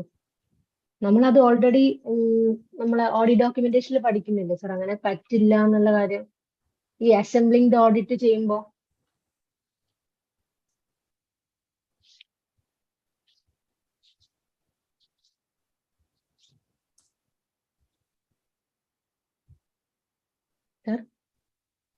Yeah, ഇതൊന്ന് വായിച്ചോട്ടെ. The auditor shall perform audit procedures designed to obtain that all events occurring between the date of financial statements and the date that require adjustment or disclosure of have been identified. The auditor is not, however, expected to perform additional audit procedures on matters to which previously applied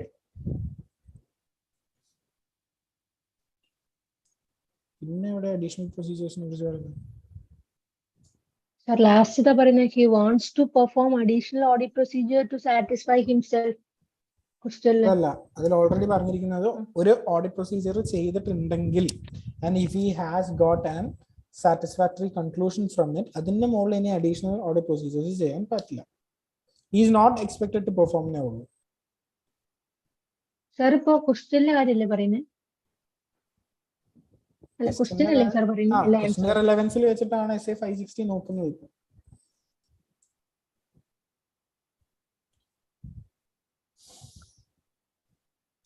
The audit of financial statements are included in other documents subsequent to the issuance of financial statements. The auditor may have additional responsibilities relating to subsequent events that the auditor may need to consider, such as legal or regulatory requirements involving the offering of securities to the public in jurisdictions in which the securities have been offered.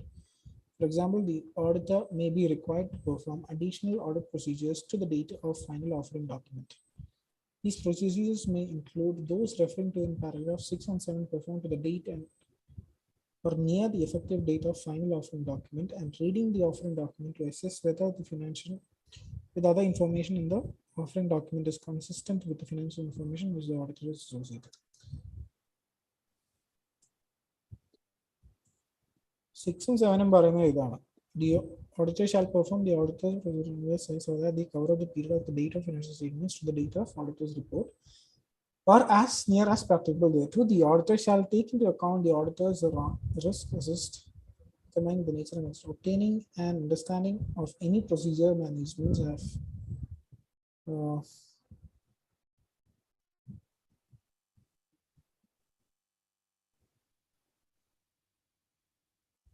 Sir അതില് നമ്മൾ 560 പറയുന്നത് നമ്മളുടെ audit റിപ്പോർട്ടിൽ അല്ലെങ്കിൽ financial സ്റ്റേറ്റ്മെന്റ്സിൽ amendment അല്ലേ? അങ്ങനെ additional audit procedure ചെയ്യുവാണെങ്കിൽ എന്തൊക്കെ ഓഡിറ്റ് ഡോക്യുമെന്റ് ചെയ്യണം അങ്ങനെയല്ലേ സാർ പറയുന്നത്? അതായത് facts if known after the date of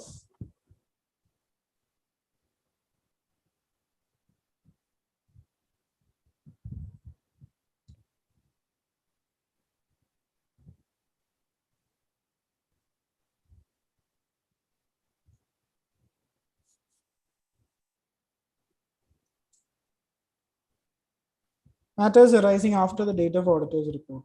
If in exceptional circumstances the auditor performs new or additional audit procedures or draws new conclusions after the date of auditor's report, the auditor shall document the circumstances encountered, the new or additional audit procedures performed, audit evidence obtained, and conclusions reached and their effect on the auditor's report, and when and by whom the resulting changes to audit documentation were made and reviewed.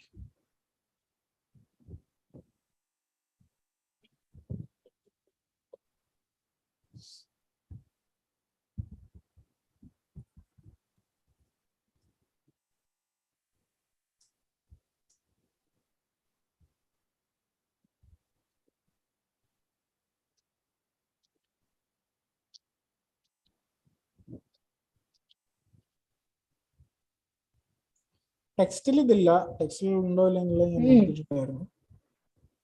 Sir ഞങ്ങള് നോക്കിയിട്ടുണ്ടായിരുന്നു. ഇന്ന് രാവിലെ discuss ചെയ്തപ്പോഴാണ് കുറച്ചുകൂടി deeply discuss ചെയ്യുമ്പോഴായിരിക്കും അത്. September 21 ടെസ്റ്റിലാണ് നമ്മള് നോക്കിപ്പോയ അത്ര area തന്നെ ടെക്സ്റ്റിലും പറഞ്ഞിട്ടുള്ളൂ സാറേ. ഡോക്യുമെന്റും ഓഡിറ്റ് ഫയലിനെ പറ്റിയ കാര്യങ്ങളെ പറഞ്ഞിട്ടുള്ളൂ. ഈ ഒരു കൺസേണിനെ പറ്റിയ ഓഡിറ്റ് പ്രൊസീജിയർസിന്റെ ഡോക്യുമെന്റേഷൻ പറ്റിയൊന്നും പറയുന്നില്ല.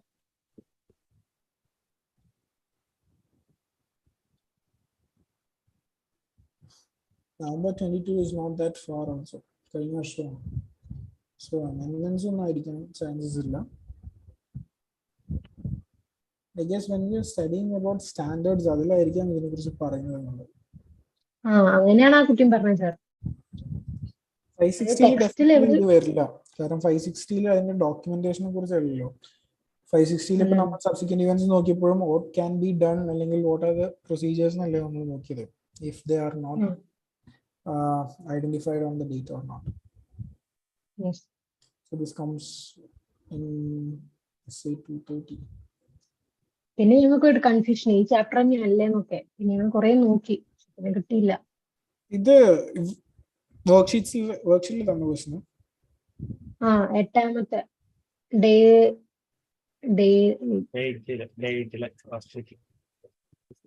രണ്ടാമത്തെ ക്വസ്റ്റ്യൻ അല്ലേ? രണ്ടാമത്തെ ക്വസ്റ്റ്യൻ. ടെക്സ്റ്റ് ബുക്കിൽ കാണാൻ ചാൻസസ് ഇല്ല.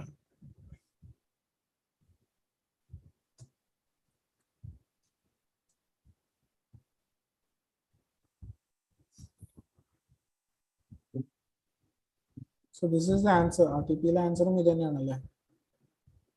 Yes.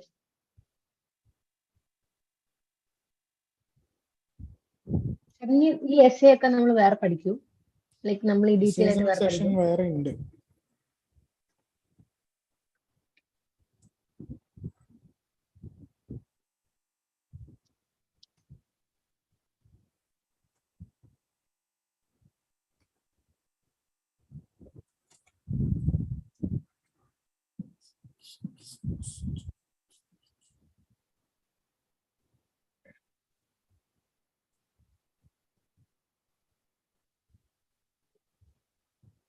As per essay 230,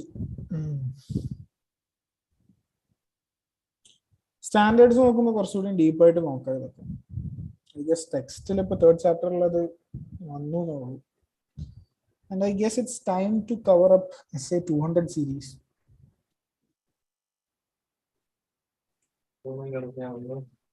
Sorry?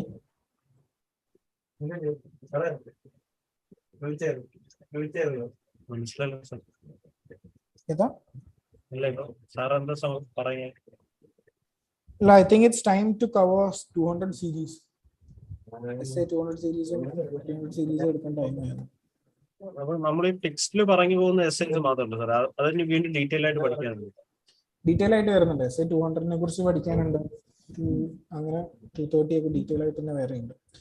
ഇതൊക്കെ ജസ്റ്റ് കുറച്ച് ഭാഗങ്ങളായിട്ട് പറയുന്നതല്ലേ. ഇപ്പൊ essay 560 തന്നെ നിങ്ങൾ കണ്ടതല്ലേ, auditors responsibility as in essay 560. So അങ്ങനെ കുറച്ചായിട്ടല്ലേ പറഞ്ഞു പോകുന്നുണ്ട്. ഈ സ്റ്റഡി കുഴപ്പമില്ല. നെക്സ്റ്റ് ക്ലാസ് പ്രോബബ്ലി ഓർ അല്ലെങ്കിൽ അതിന്റെ നെക്സ്റ്റ് ക്ലാസ്സിൽ എസ്സേസ് തുടങ്ങണം എന്നാണ് വിചാരിക്കുന്നത്. പിന്നെ എസ്സേസ് തുടങ്ങി കഴിഞ്ഞാൽ next will be essay 240 very soon.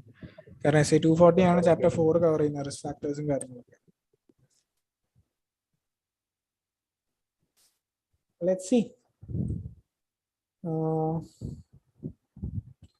എഴുതണ്ടല്ലോ sir? ഏതാ?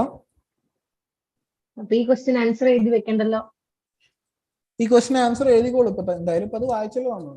So you know what it is. അറിയുന്നവരെ എഴുതിക്കോട്ടെ. someone watching the video, class കാണുന്നുണ്ടെങ്കിൽ they will know it by now, right? അപ്പൊ അത് കണ്ടിട്ടുണ്ടാവും ആൻസർ എന്താണെന്നുള്ളത്. So they can learn and write it. പിന്നെ detail ആയിട്ട് നമുക്ക് essay 230 എടുക്കുമ്പോൾ നമുക്ക് കൂടുതൽ ഡിസ്കസ് ചെയ്യാം. സ്റ്റാൻഡേർഡ്സിന്റെ എന്തായാലും പഠിക്കുമ്പോൾ you won't be having the worksheets എന്നാണ്. അത് ഈ ചാപ്റ്റേഴ്സിന്റെ ഇടയിൽ നിന്ന് എടുക്കുന്ന ക്വസ്റ്റ്യൻസ് അല്ലേ. സ്റ്റാൻഡേർഡ്സിൽ ഇങ്ങനെ നമ്മൾ സ്റ്റാൻഡേർഡ്സിന്റെ ക്ലാസ് എടുത്ത് തുടങ്ങി കഴിഞ്ഞാൽ അന്ന് വർക്ക് ഷീറ്റ്സിനുള്ള ചാൻസസ് കുറവാണ്. I don't know. The very next time work sheet കൊടുക്കുന്ന ക്വസ്റ്റ്യൻസ് എന്താണെന്ന് അയച്ചേക്കാൻ നൽകി. Okay. So that's pretty much for today. Thank you. വേറെ എന്തെങ്കിലും ഉണ്ടോ? Do we have to discuss anything else?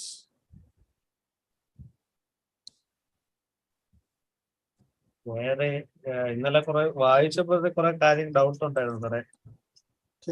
അപ്പൊ ഇനി അത് ഒന്നും കൂടെ ഒന്ന് തിരിക്കണം, ഒന്നും കൂടെ കുറിച്ച് നടത്തിയാൽ അത് ക്ലിയർ ആവും. ഏതാ ഇപ്പൊ പറഞ്ഞ ടോപ്പിക്കിനെ കുറിച്ചാണോ? ഇപ്പൊ പറഞ്ഞ ഞാൻ നേരത്തെ ചോദിച്ചില്ലേ, manager representation, return representation from the management. ഒന്നും കൂടി പറഞ്ഞുതരാം. സിമ്പിൾ ആണ്. അതായത് ഓഡിറ്റ് എൻഗേജ്മെന്റിൽ ഇവരുടെ ടേംസ് ഒക്കെ എഴുതുമ്പോൾ there will be written some, എന്താ പറയാ, ഇവർക്ക് തന്നെ ഈ പറയുന്ന മാനേജ്മെന്റ് തന്നെ അവരുടെ റെസ്പോൺസിബിലിറ്റി ആണ്. നമ്മൾ എന്താണോ ഫസ്റ്റ് ഓഡിറ്റ് ഒബ്ജക്റ്റീവില് പഠിച്ചിരുന്നത്? To check if management has prepared or presented financial statements in accordance with the AFRF എന്ന് നോക്കില്ല നമ്മള്. So when we are going through that, അങ്ങനെ ചെക്ക് ചെയ്യുമ്പോൾ we have to get a written representation from the management. So മാനേജ്മെന്റിന്റെ അടുത്ത് ഓഡിറ്റർക്ക് ഒരു written representation വേണം.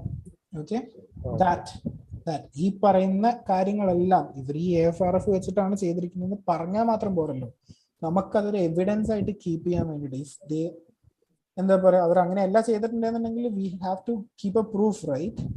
So അവരുടെ അടുത്ത് ഒരു റിട്ടേൺ റെപ്രസെന്റേഷൻ വാങ്ങും. എന്തിനെ കുറിച്ചൊക്കെ വാങ്ങുന്നുണ്ട്, നമ്മൾ സബ്സിക്വന്റ് ഇവന്റ്സിനെ കുറിച്ച് അവർക്ക് അറിയായിരുന്നോ ഇല്ലെന്നതിനെ കുറിച്ച് റിട്ടേൺ റെപ്രസെന്റേഷൻ വാങ്ങുന്നുണ്ട്.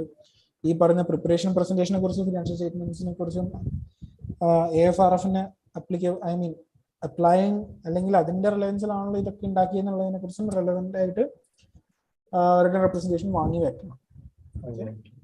Written representations are also audit evidence നമ്മൾ പഠിച്ചില്ലേ? പിന്നെ സാറേ വേറെ ഒന്ന്, ഈ റിലവൻസ് ആൻഡ് റിലയബിലിറ്റി എന്ന് പറയുന്ന ടോപ്പിക് ഉണ്ടായിരുന്നില്ലേ? റെലവൻസ് ആൻഡ് റിലയബിലിറ്റി ഡൗട്ട് ആണോ? റിലവൻസ് എന്ന് പറയുന്നത് മനസ്സിലായില്ലേ? Logical connection with bearing upon the purpose of audit procedure and with where appropriate assertions under the consideration, the relevant information to be used as an audit evidence may be affected by the direction of testing. Logic അത് എന്താ sir ഉദ്ദേശിക്കുന്ന സംഭവം എന്ന്? നമ്മൾ audit പ്രൊസീജിയറിന് collect ചെയ്യുന്ന ഡോക്യുമെന്റ്സിന് എല്ലാത്തിനും ഒരു logical connections ഉണ്ടാവണം എന്നാണ്. ലോജിക്കൽ സെൻസ് ഉണ്ടാക്കണം എന്നാണ് ബേസിക്കലി പറയുന്നത്. അതായത് നമ്മൾ എന്തിനാണോ ഓഡിറ്റ് ചെയ്യണത് അല്ലെങ്കിൽ എന്താണ് നമ്മൾ ചെക്ക് ചെയ്യുന്നതെന്നുണ്ടെങ്കിൽ it should give us a logical sense. നമുക്ക് ഒരു രീതിക്കും മനസ്സിലാവാത്ത അല്ലെങ്കിൽ വളരെ ഇല്ലോജിക്കൽ ആയിട്ടുള്ള ഒരു റെസ്പോൺസ് ആണെന്നുണ്ടെങ്കിൽ നമുക്കത് റെലവെന്റ് ആയിട്ട് തോന്നില്ലല്ലോ. റെലവെന്റ് എന്ന് പറഞ്ഞാൽ എന്താ, നമുക്കത് റെലവെന്റ് ആണ്, നമുക്ക് ഇമ്പോർട്ടന്റ് ആയിട്ട് എടുക്കാൻ പറ്റുന്ന ഒരു സംഭവമാണെന്നുള്ളത്. അതിങ്ങനെ ഒരു ലോജിക്കൽ സെൻസ് തരുന്ന എന്തിനേയും നമുക്ക് റെലവൻസ് എന്ന് വിളിക്കാം. റിലയബിലിറ്റി എന്താന്ന് വെച്ച് കഴിഞ്ഞാൽ is your dependence, depending on that source. Okay, dependence. ഒന്നുമില്ല, നമ്മൾ എത്രമാത്രം ഒരു സംഭവത്തിനെ റിലൈ ചെയ്യുന്നു, ഡിപ്പെൻഡ് ചെയ്യുന്നു ആ സോഴ്സിനെ ഫോർ വാട്ട് ഓഡിറ്റ് എവിഡൻസിന് വേണ്ടിയിട്ട്. That is pretty much. These two words will satisfy your doubt, I guess. പിന്നെ റിട്ടേൺ റെപ്രസെന്റേഷനില് ഒബ്ജക്റ്റീവ്സ് ഉണ്ട്. റിട്ടേൺ റെപ്രസെന്റേഷന്റെ ഒബ്ജക്റ്റീവ്സ് ഉള്ളത് അതിലൊരു 3 പോയിന്റ് വരുന്നു. ഒന്ന് obtain written representation, 2 support other evidence, 2 to respond appropriately. അതിൽ ആ first point, third point, to obtain written representation, to respond appropriately, ഇത് രണ്ടും ഒരു സാധാരണ നമ്മൾ ഒബ്ജക്റ്റീവ് എന്ന് പറയുമ്പോൾ എന്തിനാണ് ഇത് ചെയ്യുന്നത്, റിട്ടേൺ റെപ്രസെന്റേഷൻ എന്തിനാണ് വാങ്ങുന്നത് എന്നുള്ള റീസൺ അല്ലേ പറയുന്നത്. പക്ഷെ ആദ്യത്തെ പോയിന്റ്, തേർഡ് പോയിന്റ് വായിക്കുമ്പോഴത്തേക്കും അതിന്റെ ഒരു ക്വാളിറ്റി ആയിട്ടോ അല്ലെങ്കിൽ ഇങ്ങനെ ഒരു പ്രോബ്ലം ഉണ്ടാവും എന്നുള്ള രീതിക്ക് അത് കിടക്കുന്നു. Auditor is always to vouches for losses അല്ലേ? നമ്മൾ ഓൾറെഡി കണ്ടുവെക്കുന്ന എന്താ, എന്തെങ്കിലും ഒരു മിസ്റ്റേക്മെന്റ് അല്ലെങ്കിൽ എന്തെങ്കിലും റിസ്ക് ഉണ്ടാവും എന്നുള്ളതല്ലേ. So we always have that in mind. പിന്നെ objectives regarding return representation, to obtain return representation. Objective of the auditor ആണ് പറയുന്നത്. ഓഡിറ്റർക്ക് എന്താണ് ചെയ്യാനുള്ളത്? What he has to do? He has to obtain a written representation from the management. പിന്നെന്താണ് ആ പറയുന്ന written representation, if at all it supports other audit evidence. Okay. പിന്നെന്താ, to respond appropriately to written representations provided. So ഈ പറയുന്നത് ഓഡിറ്ററിന്റെ objectives ആണ്. പറയൂ Athira. Sir, അതില് പറയുന്നില്ലേ, also that management believe that it has fulfilled the responsibility for the preparation. അപ്പൊ അതും ഇതൊന്ന് കണക്ഷൻ, ലൈക്ക് ഇപ്പൊ മാനേജ്മെന്റിന് ശരിക്കും ഒരിക്കലും മാനേജ്മെന്റ് ഫിനാൻഷ്യൽ സ്റ്റേറ്റ്മെന്റ്സ് ഉണ്ടാക്കി വെച്ച് അല്ലെങ്കിൽ നമുക്ക് എല്ലാ റിപ്രസെന്റേഷനും തന്നു വിചാരിച്ചിട്ട് അവരുടെ റെസ്പോൺസിബിലിറ്റി തീരാൻ പോകുന്നില്ലല്ലോ. അവർ വിചാരിക്കുന്നത് അവരുടെ റെസ്പോൺസിബിലിറ്റി തീർന്നു എന്നാണ്. ഈ പറഞ്ഞ റിട്ടേൺ റെപ്രസെന്റേഷൻ കൊണ്ട് കൊടുത്ത ഹായ് സ്വസ്ഥം സമാധാനം എന്റെ എല്ലാ പണിയും തീർന്നു എന്നുള്ളതാണ് അവർ വിശ്വസിക്കുന്നത്. അപ്പൊ അതിൽ ഇംപ്ലൈഡ് ആയിട്ട് അറിയാം അത് അങ്ങനെ അല്ലാന്നല്ലേ സാർ അതിന്റെ അർത്ഥം? അതായത് അങ്ങനെ തീരുന്നില്ല ഇവിടെ പറയുന്നത് സിമ്പിൾ ആണ്. മാനേജ്മെന്റിന്റെ അടുത്ത് റിട്ടേൺ റെപ്രസെന്റേഷൻ മേടിക്കുക എന്നുള്ളത് ഒരു ഒബ്ജക്റ്റീവ് ആയിട്ട് വെച്ചാൽ എന്താ, ബിക്കോസ് നാളെ അവർ പറയാണ് ഞങ്ങളൊന്നല്ല ഫിനാൻഷ്യൽസ് ഉണ്ടാക്കിയ എന്ന് പറഞ്ഞു കഴിഞ്ഞാൽ തീർന്നില്ലേ. ഇവിടെ എന്താണ് മാനേജ്മെന്റിന്റെ റെസ്പോൺസിബിലിറ്റി? മാനേജ്മെന്റിന്റെ റെസ്പോൺസിബിലിറ്റി ആകെ ഒറ്റ കാര്യമുള്ളൂ, ജസ്റ്റ് ദിസ്. ഇത്രേ ഉള്ളൂ. ഓഡിറ്റർക്ക് കൊടുക്കുന്ന ഫിനാൻഷ്യൽ സ്റ്റേറ്റ്മെന്റ്സ് പ്രിപ്പയർ ചെയ്തത് മാനേജ്മെന്റ് ആണ്.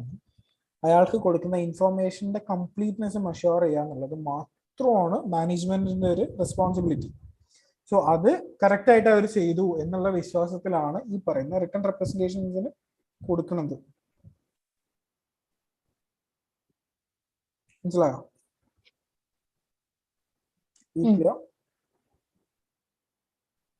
ക്ലിയർ ആണ് സർ. പക്ഷെ എന്താ പറയാ, നമ്മളിങ്ങനെ കണക്ട് ചെയ്ത് പോകുമ്പോഴേ നമുക്ക് എന്തൊരു കണക്ഷൻ ലോസ് പോലെ. അല്ലാണ്ട് കണക്ട് ചെയ്യണ്ട, ഓഡിറ്റിംഗ് ആണ്, ഇത് മനസ്സിലാക്കി ചെയ്യേണ്ടതാണ്. അല്ലാണ്ട് അവിടെയും ഇവിടെയും കണക്ഷൻസ് കൊടുക്കാതെ നോക്കുകയാണ് നല്ലത്. എന്താണ് ആ സെന്റൻസ് വായിക്കുമ്പോൾ സാർ ആ സെന്റൻസിൽ പറയുന്നുണ്ട് ആ ഒരു കംപ്ലീഷൻ ഇല്ലാത്ത പോലെയാണ് അത് കൊടുത്തിരിക്കുന്നത്. To obtain a written representation from the management. Also that the management believes that it has fulfilled its responsibility for the preparation of financial statement and for the completeness of information provided to the auditor. Auditor ഈ സാധനം ഞങ്ങൾ ഇന്നലെ ഇത് വായിച്ചപ്പോഴത്തേക്കും ഇത് മാനേജ്മെന്റിന്റെ objective ആണോ അതോ ഓഡിറ്ററിന്റെ objective ആണോ, എന്താണ് പോയിന്റ് കൊണ്ട് അവർ ഉദ്ദേശിക്കുന്നത് മനസ്സിലാവുന്നില്ല. ഓഡിറ്ററിന്റെ ഒബ്ജക്റ്റീവ് ഇത്രയേ ഉള്ളൂ, ഇപ്പട്ടെ വരെയുള്ള ഒബ്ജക്റ്റീവ് ഓഡിറ്ററിന്റെ. ബാക്കിയുള്ളത് അതുകൊണ്ട് ആ ഒബ്ജക്റ്റീവ് ഓഡിറ്റർ ചെയ്യുന്നത് കൊണ്ട് മാനേജ്മെന്റ് വിചാരിക്കുന്നത് they are fulfil their responsibility എന്നുള്ളതാണെന്നാണ് ഇവിടെ അങ്ങോട്ടുള്ളത്. ഓഡിറ്റർ ഈ 3 കാര്യം ചെയ്യുന്നുള്ളൂ.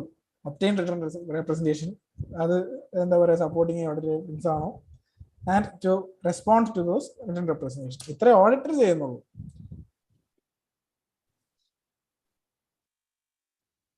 Anything else?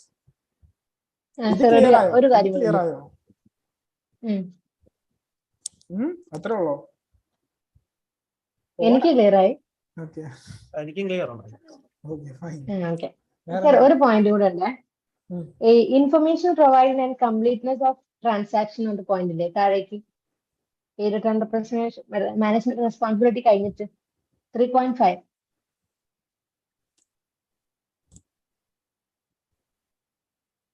ആ 3.5 അതില് auditor shall request management to provide a written representation. നമ്മൾ റിക്വസ്റ്റ് ചെയ്യാണ് മാനേജ്മെന്റിനോട് റെപ്രസെന്റേഷൻ തരാൻ വേണ്ടിയിട്ട്. ആ റിട്ടേൺ റെപ്രസെന്റേഷൻ മാനേജ്മെന്റ് തരുന്ന റിട്ടേൺ റെപ്രസെന്റേഷനിൽ ഈ കാര്യങ്ങൾ ഇൻക്ലൂഡഡ് ആവണം എന്നാണ് അതിന്റെ അർത്ഥം. The auditor shall request management to provide a written representation that auditor മാനേജ്മെന്റിന്റെ അടുത്ത് റിക്വസ്റ്റ് ചെയ്യുന്നതാണ് ഒരു return representation. But that representation should include these things എന്നാണ് പറയുന്നത്. റെപ്രസെന്റേഷനിൽ എന്താണ് പറയുന്നത്? അപ്പൊ നമ്മുടെ എല്ലാ ഇൻഫർമേഷൻസ്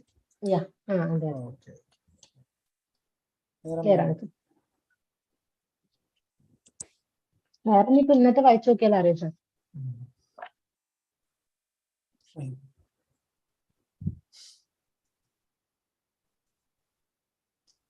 ഓക്കെ, ഹരിക്കിന് വേറെ എന്തെങ്കിലും ഡൗട്ട്സ് ഉണ്ടോ?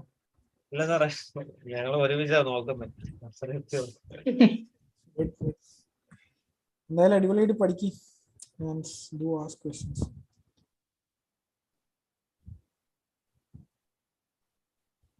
തേർഡ് ചാപ്റ്റർ കഴിഞ്ഞു. ഇനി റിസ്ക് ഫാക്ടർ ഒക്കെ നോക്കുമ്പോൾ I will probably discuss 240 first. 200 and 210 ഒന്നും കവർ ചെയ്യാണ്ട് 240ലേക്ക് ചാടാനും പറ്റില്ല. That is A problem. കുറച്ച് സ്ലോ ആക്കാൻ പറ്റുമോ? സ്ലോ ആയി കഴിഞ്ഞാൽ പോർഷൻ തീരണ്ടേ? സാർ അത് ഓക്കെയാണ്, പോർഷൻ തീരും. പക്ഷെ ഇങ്ങനെ നമ്മൾ പെട്ടെന്ന് പോകുമ്പോഴേ വ്യക്തമാകുന്നുണ്ട് സാർ. വിൽ സി സ്റ്റാൻഡേർഡ്സ് എങ്ങനെയാ പോകുന്നതെന്ന് നോക്കട്ടെ. Okay. Okay, fine. Then bye. Good night.